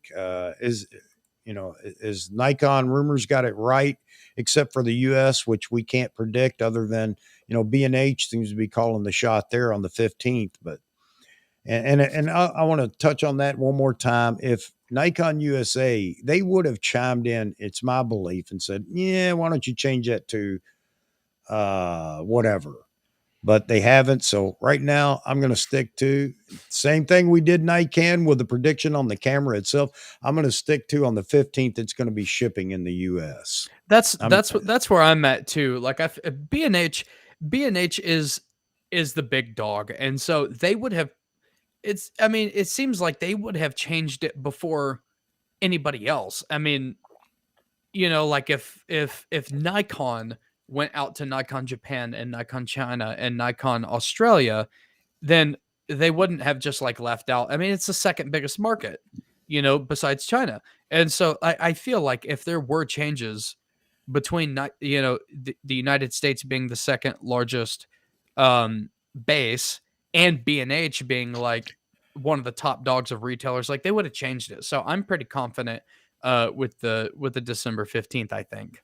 I'm going with it, and I'll be I'm rolling wrong with it. maybe, but I'm going with it. We may have our hopes crushed, Chuck, but you know, Hey, who the hell here's knows? a comment, and hey Ted, thanks for commenting. I meant to get to this earlier, but I couldn't shut up, so sorry about that. Hoping that Nikon lower the price on the FTZ2 adapter. Yeah, you know what? That's a very good point. I mean, why have an FTZ? Well, not just the two. How about the one, the FTZ, the original? That thing that should be going dirt cheap. I mean, why have the two? I And the was biggest problem. I Go was ahead. offended. I was offended at the price of the first FTZ. Like I was offended by that price. Like in fact, I actually said in one of my videos because it was like $249 and I said, "Nikon, you should be ashamed of yourself. There is no way that cost them more than $25 to produce." Like that is it's nothing. It has CPU Yeah. contacts and it has a quarter inch thread. They could for $249. I would have liked to have seen that obnoxious little block on the bottom have some kind of motor to screw drive D lenses. That's what I would have liked to have Yeah, seen. I know. I know a lot of people said that, and that's Two hundred great. and I mean, fifty dollars. if people need that, I mean, if you're using screw lenses today, not that you can't and everything else, Mhm. but just hang on to one DSLR, Yeah. hang on to one that can do it. But it got obnoxious about people in that. And, Canon came out with their ND filter holder, whatever. And you know what? I've yet hear anybody saying that's the greatest thing since sliced bread. I use it all the time. No, not a peep. So evidently that, okay, great. It's there if you ever need it. And that's always a nice thing. But, Mhm.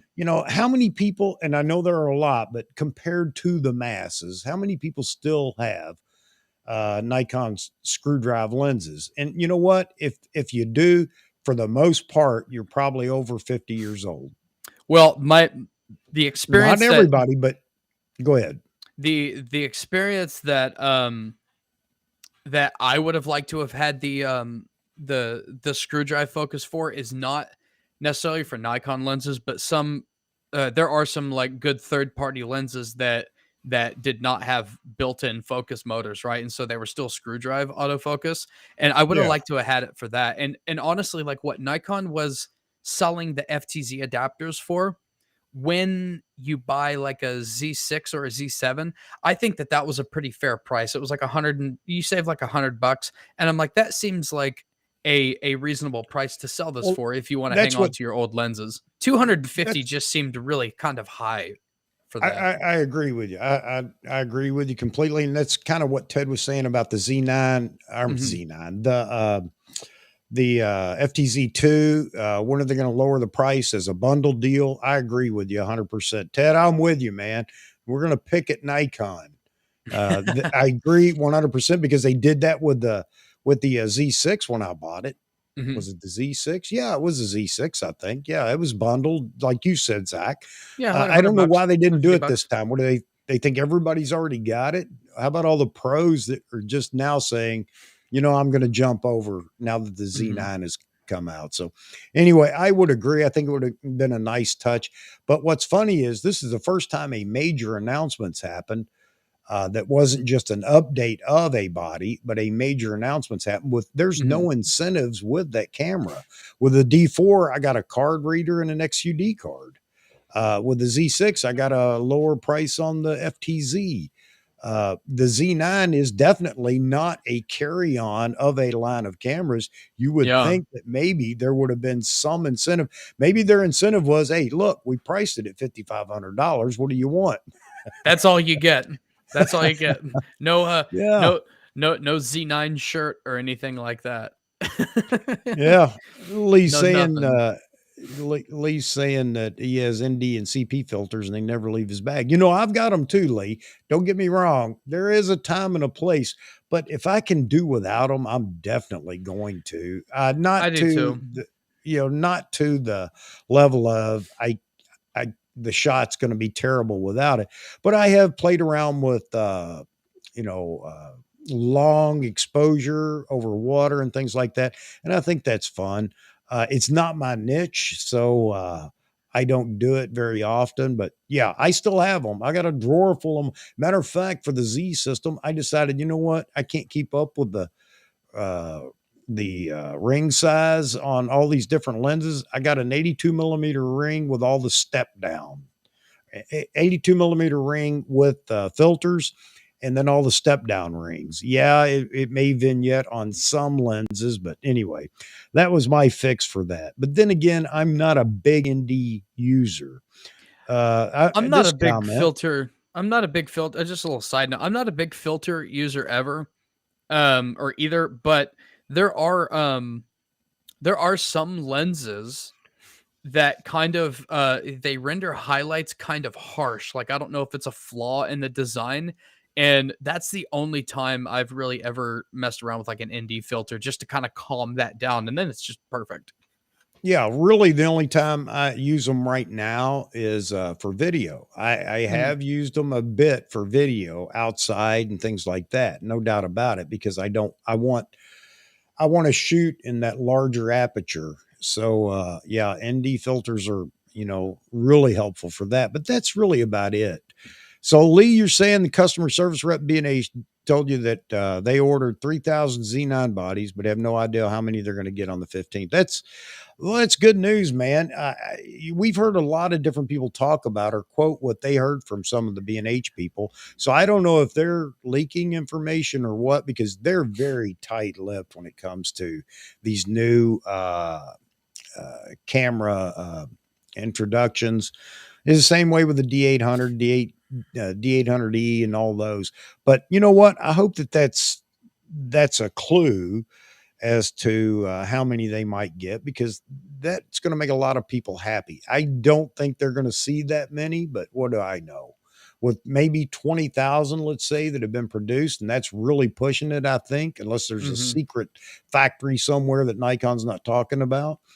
Um, yeah, for one store to get 3,000 would be, but I know they did caveat it with they don't know how many they're going to get. So Well, I'm sure there's some kind of like contract somewhere that you can't tell anybody anything, and if anybody asks, you give them some kind of like you circumnavigate with these answers. So honestly, they could ship out. I mean, they may get all 3,000 of them. And, they could be can they ship them all out on the 15th? I don't know if that's 3,000 packages, but, they're not gonna tell anybody that, "Yeah, we're getting all 3,000 of these out on the 15th." Whether they are or not, there may be some kind of you see that a lot, like, in, like, marketing departments and things like that. It's like, these are the things that you're allowed to say, and these are the things that you absolutely can't say. And so in the spirit of customer service, they're trying to be helpful, but they have no idea um, how many are going out on the 15th. And so it could be as detailed as them not wanting to get anybody's hope, or not detailed. I'm ranting. Sorry, guys. I'm getting a little tired here. Um, it could be as simple as they know that they'll have them and they know that they'll be ready to go. They just don't know if they'll be able to actually package and get UPS or FedEx or whoever to get that damn many, out in one day. And so they may have them. They just don't want to get anybody's hopes up. It's like, yeah, we have them, because then they're going to be getting complaints like, I know you have them. You said you have them. How come mine hasn't shipped yet? I don't see a shipping acknowledgement. And so they're going to be careful about what they say as far as like how many they're going to be shipping out on like day one. Because I mean, think about it, 3,000 packages, like something way smaller than that. Imagine trying to wrap 3,000 McDonald's hamburgers. That's a lot to do. Yeah. That's a lot. And so they may have them, but they're not going to tell you, yeah, we're definitely going to have all of them on the 15th ready to go, because then people are just going to get bitchy and wonder why theirs hasn't gone out until the 20th. They're going to be as tight-lipped, but as kind of helpful as they can be, Yeah. Hey Lee, happy early birthday for the 20th, man. The 20th would be okay too, but I'm stuck on it, man. 15th, just like Nikon, just like we were on all the specs and price and everything else. I'm calling it the 15th. And that's only to make myself feel better. If I get lucky enough to have mine arrive, because B&H says 2 day shipping on it. And so if it starts shipping on the 15th, and for whatever freak reason, I get mine on the 17th or the 18th, my channel is going to be monetized in like 24 hours, because it's just going to it's going to blow up with all the views, Yeah. Yeah, I know that I can't wait, man. This is a camera I've really, again, I've not dreamed of, but I've been super excited about. I was for the D800, the D4, but I've been super excited about this. The D500, I can't say I was excited about, because we didn't know anything till they announced it, but still a great camera. But yeah, I'm looking forward to it. I'm ready to play with it. I have never been so excited about a camera purchase in the 7 or 8 years that I've been shooting. I've never had the potential to have to wait so long, which is kind of unfortunate, because I am kind of an impatient person anyway. As far as like stuff, like if I buy something, I want it now. I'd rather go somewhere and get it than have to like wait on it. And if I do have to ship it, like I'm the guy that always upgrades it to like next day. Like I'm always like I'm that guy, and I've never been so excited. And the reason is, one, I love the Z7 II, and this will do everything that the Z7 II will do, just on some cases that much better, and on other cases like way better.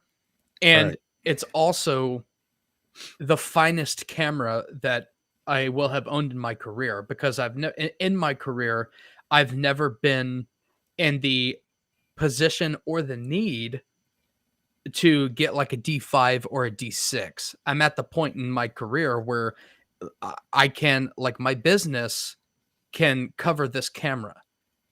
And on top of that, it's everything that I think I could possibly hope for, And so it's like my excitement level is just absolutely through the roof. I mean, the anticipation is greater than any childhood Christmas I can remember. Yeah, I see your comments there, Lee, talking about next day shipments. I try to do the same thing, and where my Z9 was ordered, I can't get it here any faster than 2 day. That's as fast as I can get it here because of where they're at and where I'm at. And they'll ask me how I want it shipped. I'll have to pay. They'll pay free shipping for whatever, ground or whatever, and I'll have to pay if I want it sooner. Ground for me, where the camera is 5 days, and especially in this season right now, by the middle of next week, you're going to find UPS is backed up, FedEx is backed up with all the Christmas shipping that's going on. So rather than ground, I'll spring for the fastest shipping I can get. And again, that's going to be 2 day. Mhm. And I have had an issue where I paid for 2 day, but FedEx couldn't get it here in 2 days. That was pretty much all Um, of 2020. yeah, yeah.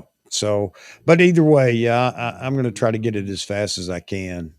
Uh, I saw Mike up here. Don't want to exclude you, Mike. You were talking about, I think when we were on the lenses, you were talking about a lens. I don't know which one. I'm looking at it. Hang on a minute. I'll find you. Here we go. Yeah, 100% view is just, oh, no, that wasn't it. But hey, I saw it just a minute ago, buddy. Um, oh, here you go. This is interesting.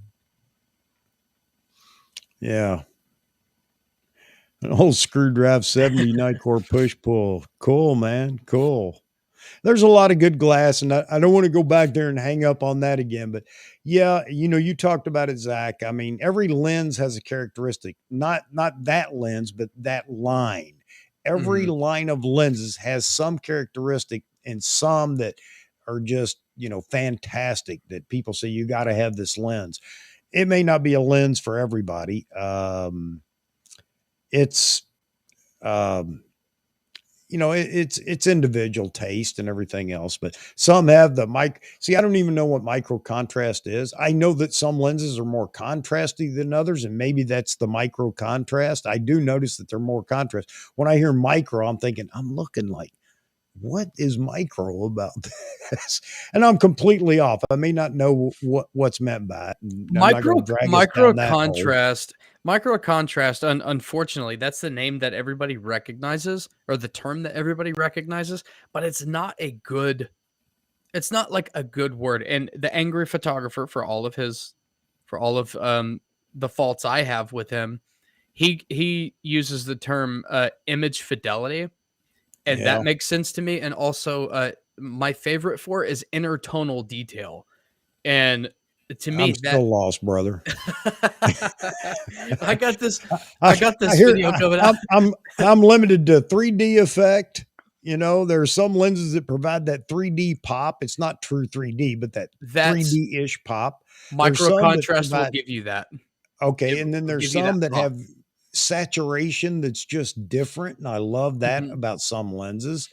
And some are very contrasty, and I put that Sigma 51.4 art into that category, which I mhm, don't care for in color, but when I jump to black and white, that lens is just fantastic, I think, at least for mhm, my taste.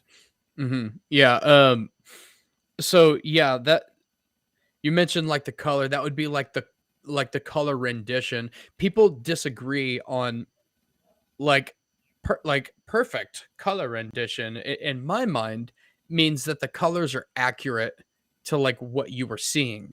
But to me, I think that sucks. Because like Yeah, my whole thing is I want the like my saying for photography used to be I'm trying to create a world more beautiful than the one that I see.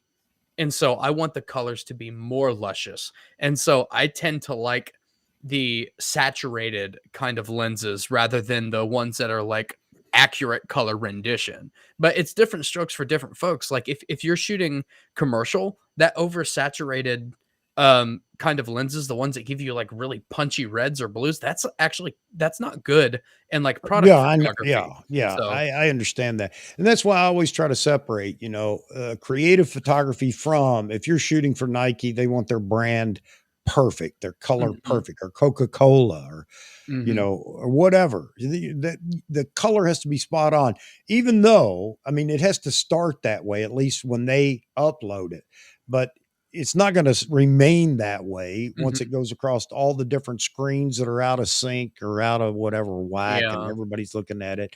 So, yeah, I understand it for that, but not so much for a family portrait. Families really don't look at it and say, wow, you know what? I didn't know Yeah. is my jacket really that green? Is my They upper don't lip that shaded? yeah, yeah. Skin tone's a different story, although Yes. if it looks good, whether it's right or not. Most people go, oh, I love that.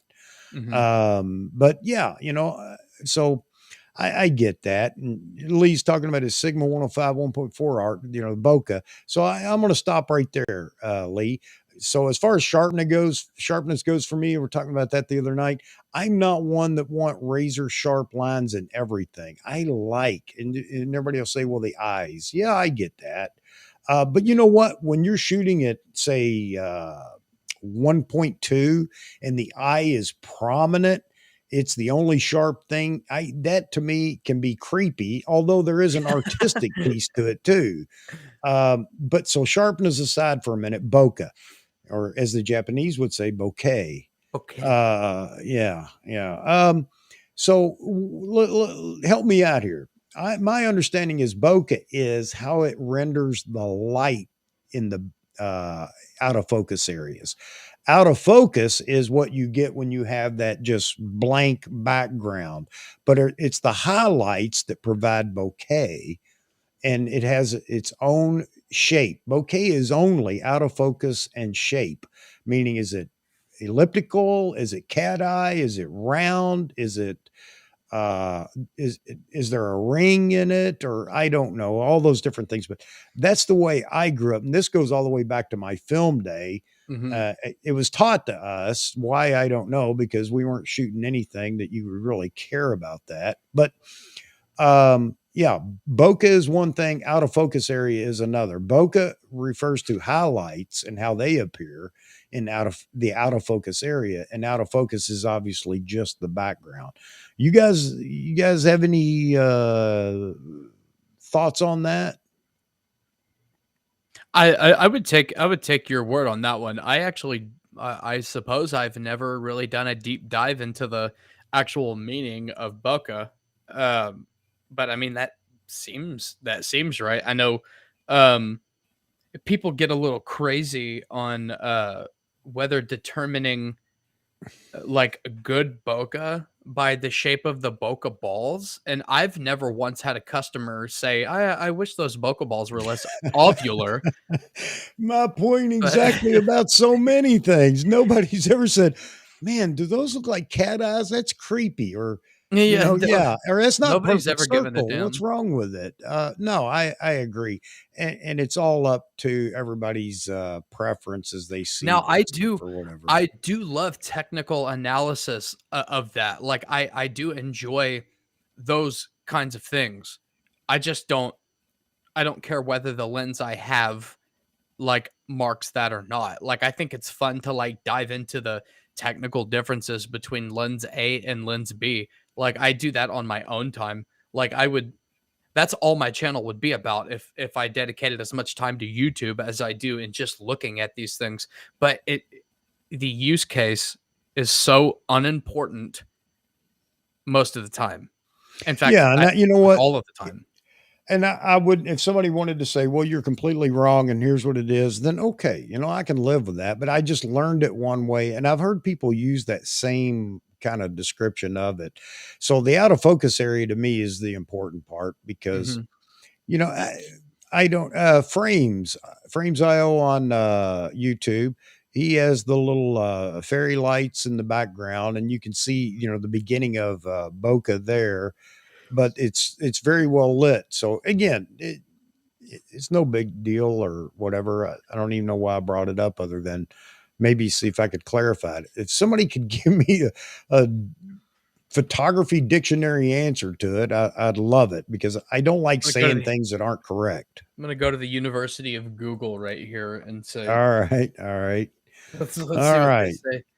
So we're dropping people in here, and I hope it's not because we've either moved away from the original topic, or it's just getting that time of the night and everybody's like, "Yeah, I got to go."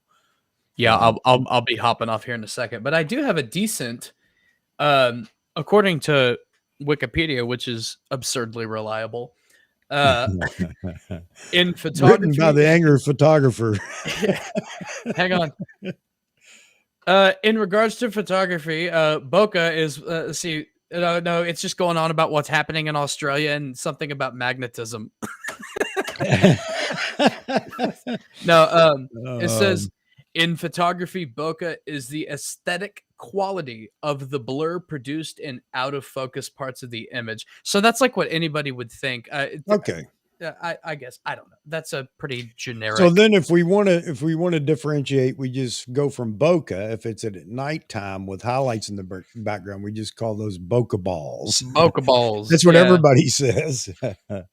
Well, either way, some people need to learn how to use it. And when it comes to lighting and flash and things like that at night, I know a lot of people just like the subject, and we're going to get off on another topic, which I'm really not going to go there. But I've been playing with lights for a long time because, I can get real cliche here and say photography is light.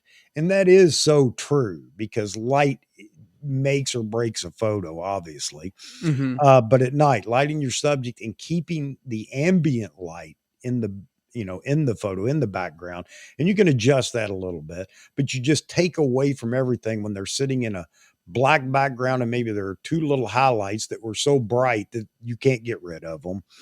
And that would be a great video for somebody to do. Not that it hadn't been done before, but I mean, a newer version to show that. I Uh, actually like what Lee said there as far as the definition that I gave.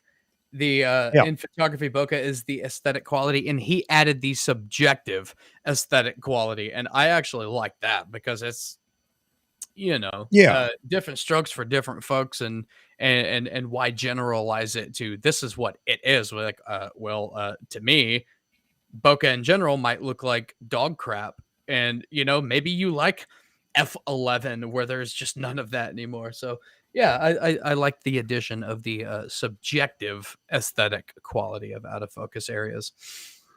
So Lee's talking about his lights there. He talking about the Godox V1. I like that too. I actually do. I've got the Nikon whatever 900 and 910, and I wound up using I don't have the Godox. I have the Adorama version of that. The Adorama has a house brand yes, that I it's didn't know. it's Godox, but Oh, they have it Flashpoint. Isn't that it? Flashpoint, I think. But yeah, I I love love Godox those. products. I have an 8400 that I use to kill the sun outside, and it's freaking awesome. And it actually it's nifty because it has a modeling light too. And so that modeling light is good enough that you can actually use it as like a second or third light if you want, and it's really nifty. Yeah, I like them. I mean, they jumped in and man, they went to town in the market of lighting, and Profoto wasn't real happy, I'm sure, Oh, because they sure they compare weren't. well to Profoto. And a lot of people argue and say Profoto's a better. It's better because it's a better brand, better quality, higher quality housings and whatnot. But anyway, but I really like the Godox system. I have two 8600 Pros and one 8400 Pro, and I've got a set of D1 500 Pro Photo strobes that I like, but then you got to get into the Profoto family of modifiers, or you can My buy and change modifiers and do all that. And you got Cheetah Stand. I love Cheetah Stand modifiers. People say, "Well, that's a cheap brand." I'll tell you what, they're heavy duty. They're great. I love them. They work for me. mhm. So My favorite thing about the 8400 is actually it's so petty. I just find joy in the little things in life. But when you put it on like a full power and you fire it off, and it sounds like an old like, yeah, the yeah, sound that it makes is a little scary. It reminds me of like when you see in the movies with like the smoke powder yeah, flash, you know. yep, yep, I get a kick out of it. I mean, it's totally unpractical. I mostly use it I mostly use it as like a studio flash on like lower power. yeah. Uh, but it's so like using it at like full power is kind of not practical unless you're trying to kill the sun in like July or something. But it's fun nonetheless. It's like a party trick. Yeah. Whenever I have models in there, I'm like, hey, close your eyes and just listen to this. And poof. Even with their eyes closed, they're looking at it. They still Oh have yeah. rings they You see for a few minutes. you can see it through Yeah. your eyelids. Well, that's another topic to jump into one night. Maybe we'll do that. Right now, the excitement obviously is around the Z9, but Oh, hey, folks. I absolutely couldn't get into lighting. I'm gonna have to hop off here in a second, and Yeah, that is way too important to crunch into a few minutes. absolutely. So I was just going to say, I'm going to shut it down here in about 10 minutes. So for the folks out there that aren't chiming in, by all means, jump in with any comments you have. You can see that we're very well structured here on my live streams. Not. Yeah. There's a reason for that too. It's just a lot more fun to get in here and talk about. I try to, if I put a topic up for the live streams, I try to stick to that for the most part, at least up front, get all Mhm. that information out of the way. And then, it's just time to start talking and move off into all different things about photography. Hey, Lee, are you a current Canon shooter or was a Canon shooter or what? And because I have no problems with Canon cameras and Sony cameras. I mean, as far as quality goes, I think everybody's building great cameras. Personally, I'm a Nikon fan for ergonomics and the fact that I know the menu system so well. Mhm. But I wouldn't say that they're absolutely better than everything else. Right now, Z9 may be at the top of the mountain, but there's no doubt in my mind that the Canon's going to respond with an R1 or something like that, and they're going to up the game. And then Sony's going to figure out how to do that and up the game. So, so anyway, I didn't want you to think that I feel like, hey, I don't want any Canon folks in here talking. And none of you were talking favorably about the lenses, and rightly so. But I'm actually really glad that we have a Canon user in here, absolutely. somebody who's down to earth and knows what it's like to be totally average. No, I'm just kidding with you. Had to take a stab at the Canon guy. No, no, I think it's great. I wish we could get a Sony and a Fuji guy in here too, because it's like we're As long as they won't be obnoxious, yeah, yeah, like us Nikon shooters. yeah, I no, I actually like shooting side by side with like Canon shooters and Sony shooters and Fuji shooters. Like I like shooting like if I go out and like there's like a bunch of photographers. That's what's so cool about the meetups that I go to here in the Wichita area is there's somebody for that's shooting like every system, right? Yeah. And just because like just because I love photography, but I also just love cameras. Like No, I agree. I like the way that Canon has some handsome lenses. Like they're like aesthetically pleasing. Like I like the red ring. I wish Nikon would bring back like the gold ring, or like a silver ring or something. I just like I love the tech too. And so I like seeing what all the stuff looks like. I like having a Canon person in here. So Lee, so many people argue, so many people complain, and this goes on over in the forum in our lot. It just gets nasty in there sometimes, but so many people say that, nobody's changing brands just because of a camera. Well, I think at times they do. And I'm not saying that was your case, but I think maybe so, considering where Nikon was initially in the mirrorless market. I know a lot of people decided to jump over to Canon, so it's not out of the question. They act as if it's never happened, and it never will happen. So you may be proof of that. Looking for something that Nikon wasn't providing. So anyway, I just say that because everybody argues and says it doesn't happen, and you may be one of them that was your motivation. So okay, and you're going to shoot two systems. That's even cooler. I my condolences to your wallet. No, Some that would be really cool actually to shoot because then in certain situations You know, like if Canon has a particular lens that just like oozes class, like with or in your opinion on like a certain type of subject, you know, and Nikon just doesn't do it for you, it would be cool to honestly, I wish I had one of everything because I would love to just shoot. Oh God, yeah, Lee, I know what you're going through. Your addiction. I was addicted to lenses for a while. It was So I'm going to ask you this, Lee. Are you a hobbyist? Because I am. I make no bones about it. I derive no income from photography. Don't tell Nikon MBS. But yeah, it's my hobby, and I own all this stuff because I enjoy it and I enjoy photography.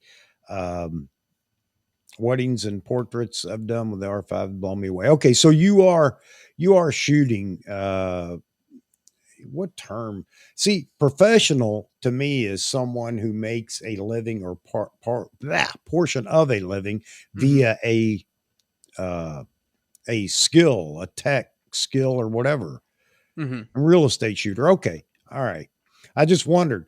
I get lonely over here. I'm just a hobbyist with all this stuff, and I have no friends. Everybody's a professional and makes money with their stuff. I'm just kidding.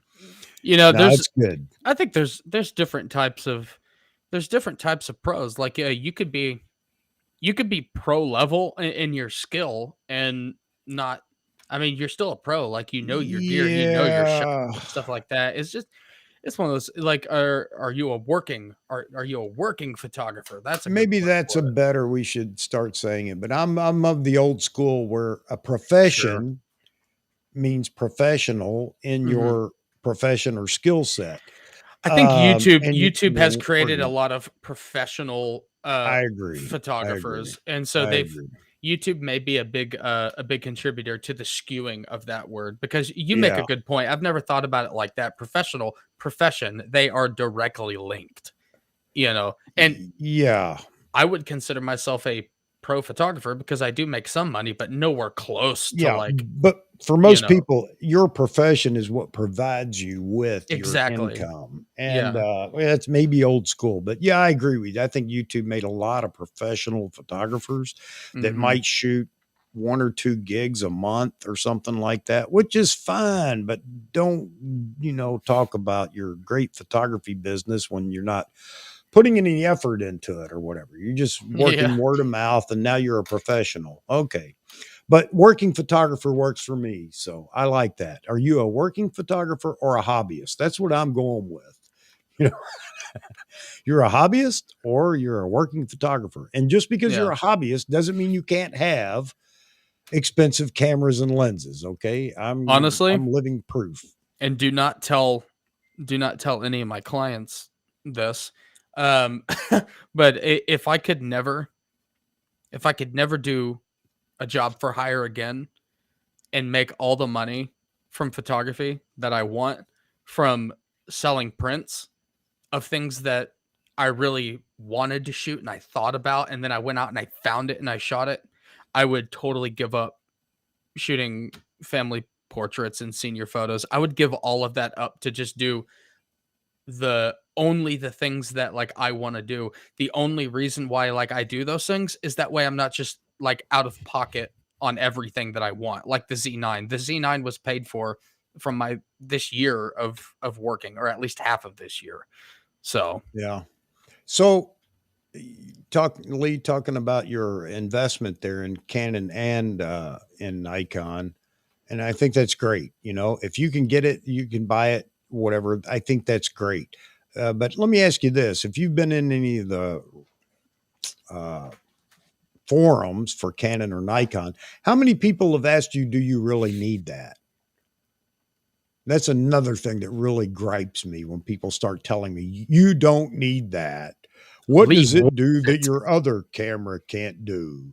The finance managers over there in the forum, I hate them. I get sick of them telling me. Everybody's a finance manager over there, and not just that, but they're all camera engineers.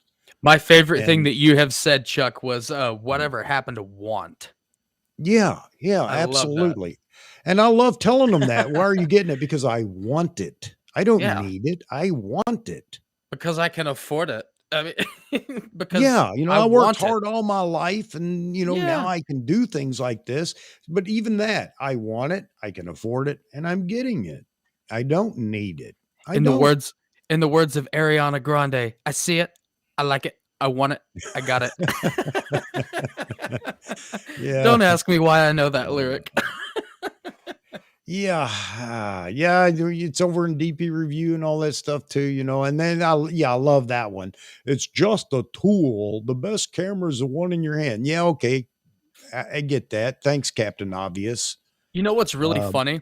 I actually looked up. I wanted to see a direct side by side comparison between Canon RF, Sony E, and Nikkor Z, and they actually I found two articles. Actually, they did this twice. Like, how dare they?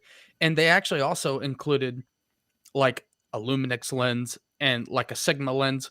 And what's really interesting about it is that they took pictures of the same subject, but they did it in different spots. And so it wasn't really the same yeah, subject. I'm like, yeah, this is yeah. totally invalid. And they're like, the Luminix obviously looks better in here and the corner to corner sharpness. And it was all about like the Luminix.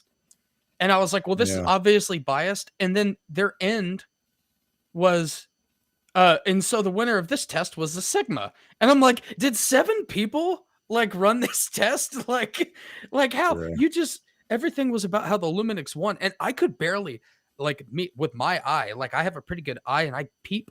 I couldn't see that much of a difference. I often do that when Rishi's reviewing lenses and things like that, or the comparison between the F mount and the Z mount lenses. I'm looking at it going, he'll say, "Well, this one's a little bit better," and I'm thinking, "Well, I thought the other one looked better." Oh, and Lee Oh, talking about the tests are a joke. Lee talking about the RF and the Z are neck and neck. You'll know better than me on that because I haven't shot any of the RF lenses. But the Sony's being a joke. What's really sad about that is I'm pretty sure they're partnered with Zeiss, and for them to not be the best lenses on the market is absolutely tragic. Because yeah. on F mount, like as far as primes go, heck, you couldn't touch Carl Zeiss There 7 are years some ago. people. There are some people that will say Zeiss, uh, their standards went down They when they must. started building because they're not a company that's accustomed to, or at least weren't accustomed to, mass production lenses, I'm which gonna of course get they have to do. I'm gonna get in trouble for this one. I'm gonna do the Jared Poland, the Elmo Alliance. Does that stand for loser or like what? Like what Uh, happened? They like see, do not make the Sony products. They don't. I did not know that. Oh, So really? Sony still making their own glass and putting Zeiss name on there? I'm gonna buy me a Prius and put a Ferrari I'm gonna I'm gonna emblem on I'm it. gonna I'm gonna take a shit and label it as a Babe Ruth. Like how dare Oh Zeiss do that to man. themselves? Man, did not Sony know is that. Sony is I a did not know consumer that. electronics company. Nikon has been making lenses longer than they've been making cameras. Canon's been making cameras longer than they've been uh making lenses. Like Canon and Nikon like I, swapped, you know, you know. we wait a minute. I was getting ready to get off here, but I'm sorry, We're on that shit. man. If that's true, man, I gotta find out. I mean, I'm not doubting you, but I need a source on that because I want to use this, but I can't use it till I have a source on it.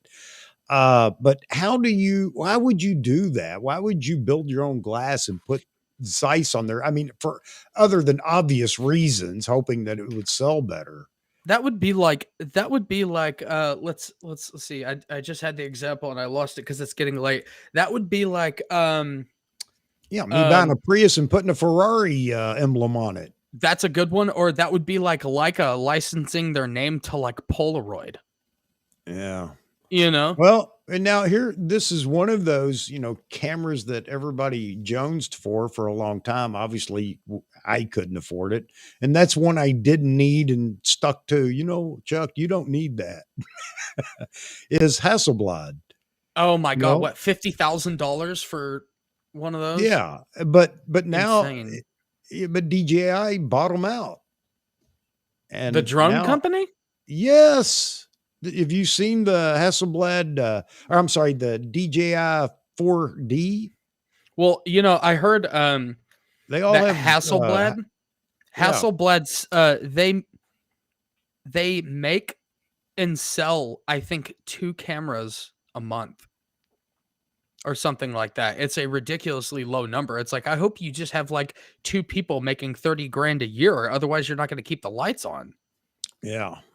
Well, you I know? mean, Hasselblad had well, I mean, it goes way back too. It's not just film or digital back Here's bodies. one thing that Hasselblad um offers that has inspired me.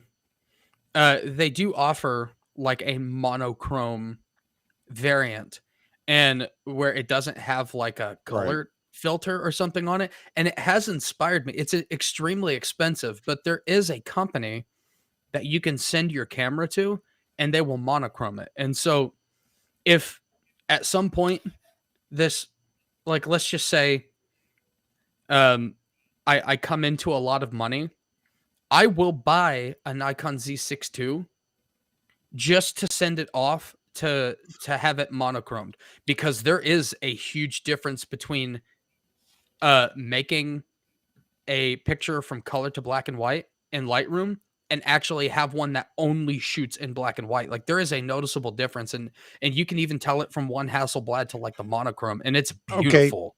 So on black and white, from time to time, because I'm not thinking about it at the time, I'm just shooting. I'll go through and edit Mhm. and edit a photo in black and white. But most people say that's the only way to do it. But I got to tell you, I like going to monochrome in camera. It seems to me that you get a better starting point on black and white. Now you're only getting the black and white JPEG, raw still color, but I like in body black and white. I've done that a lot. The D5 would seem to be extraordinarily good with shooting in black and white. But then if you don't remember to switch it, then all night long you're shooting black and Here's white. here's something I'll say before I hop off of here. I actually have a video about it.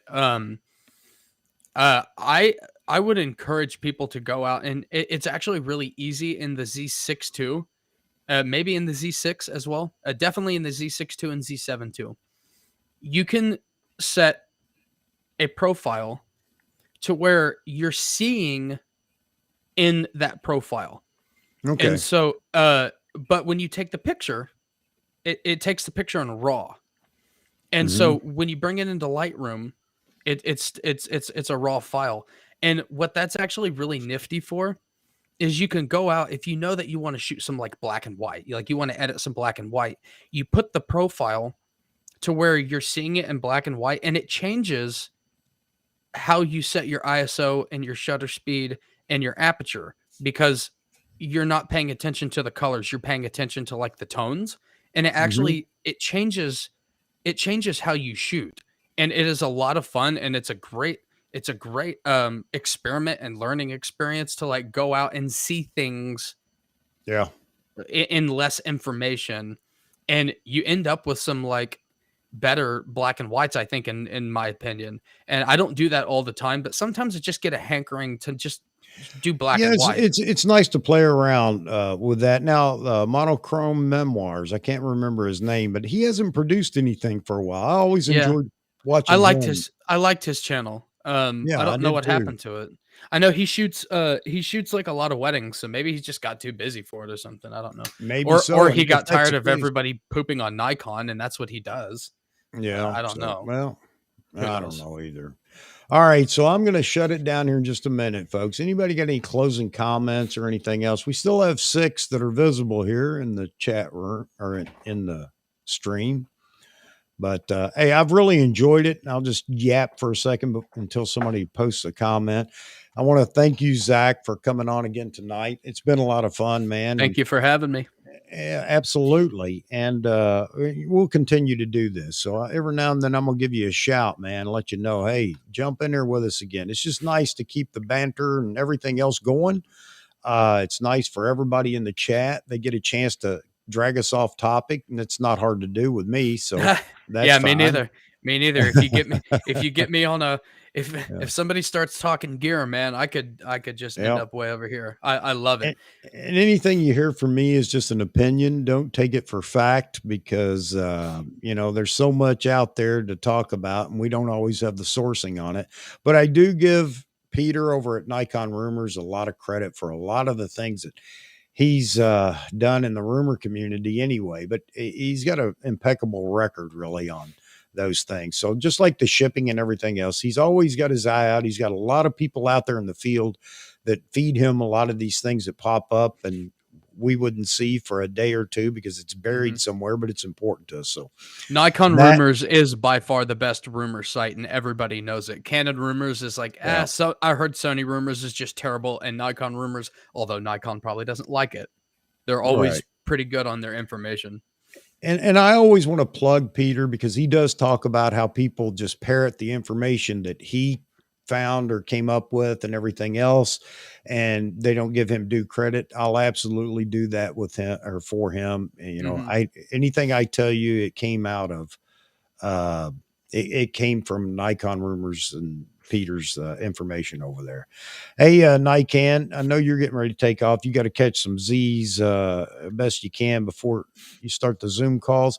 Thanks for dropping by, buddy. And we'll chat some more tomorrow. We always do.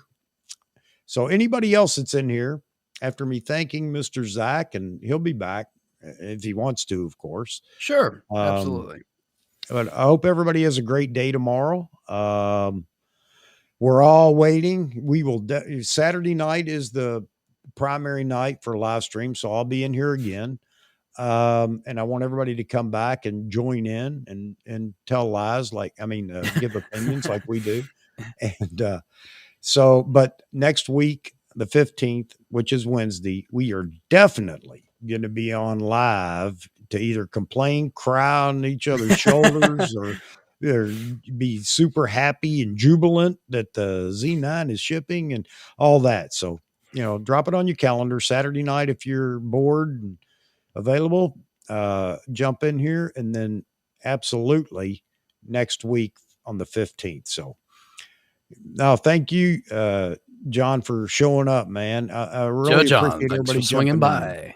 Yeah, absolutely. All Lee, you guys, Naked, everybody else. please drop a like. Again, it doesn't do anything for my algorithm. My algorithm has no pulse because I'm so small, but it makes me feel good to know that, some people enjoy it and we're just going to keep doing it. So, with that said and nothing else, I'll pass it to Zach for his parting words. Well, thank you everybody for coming by and listening to me.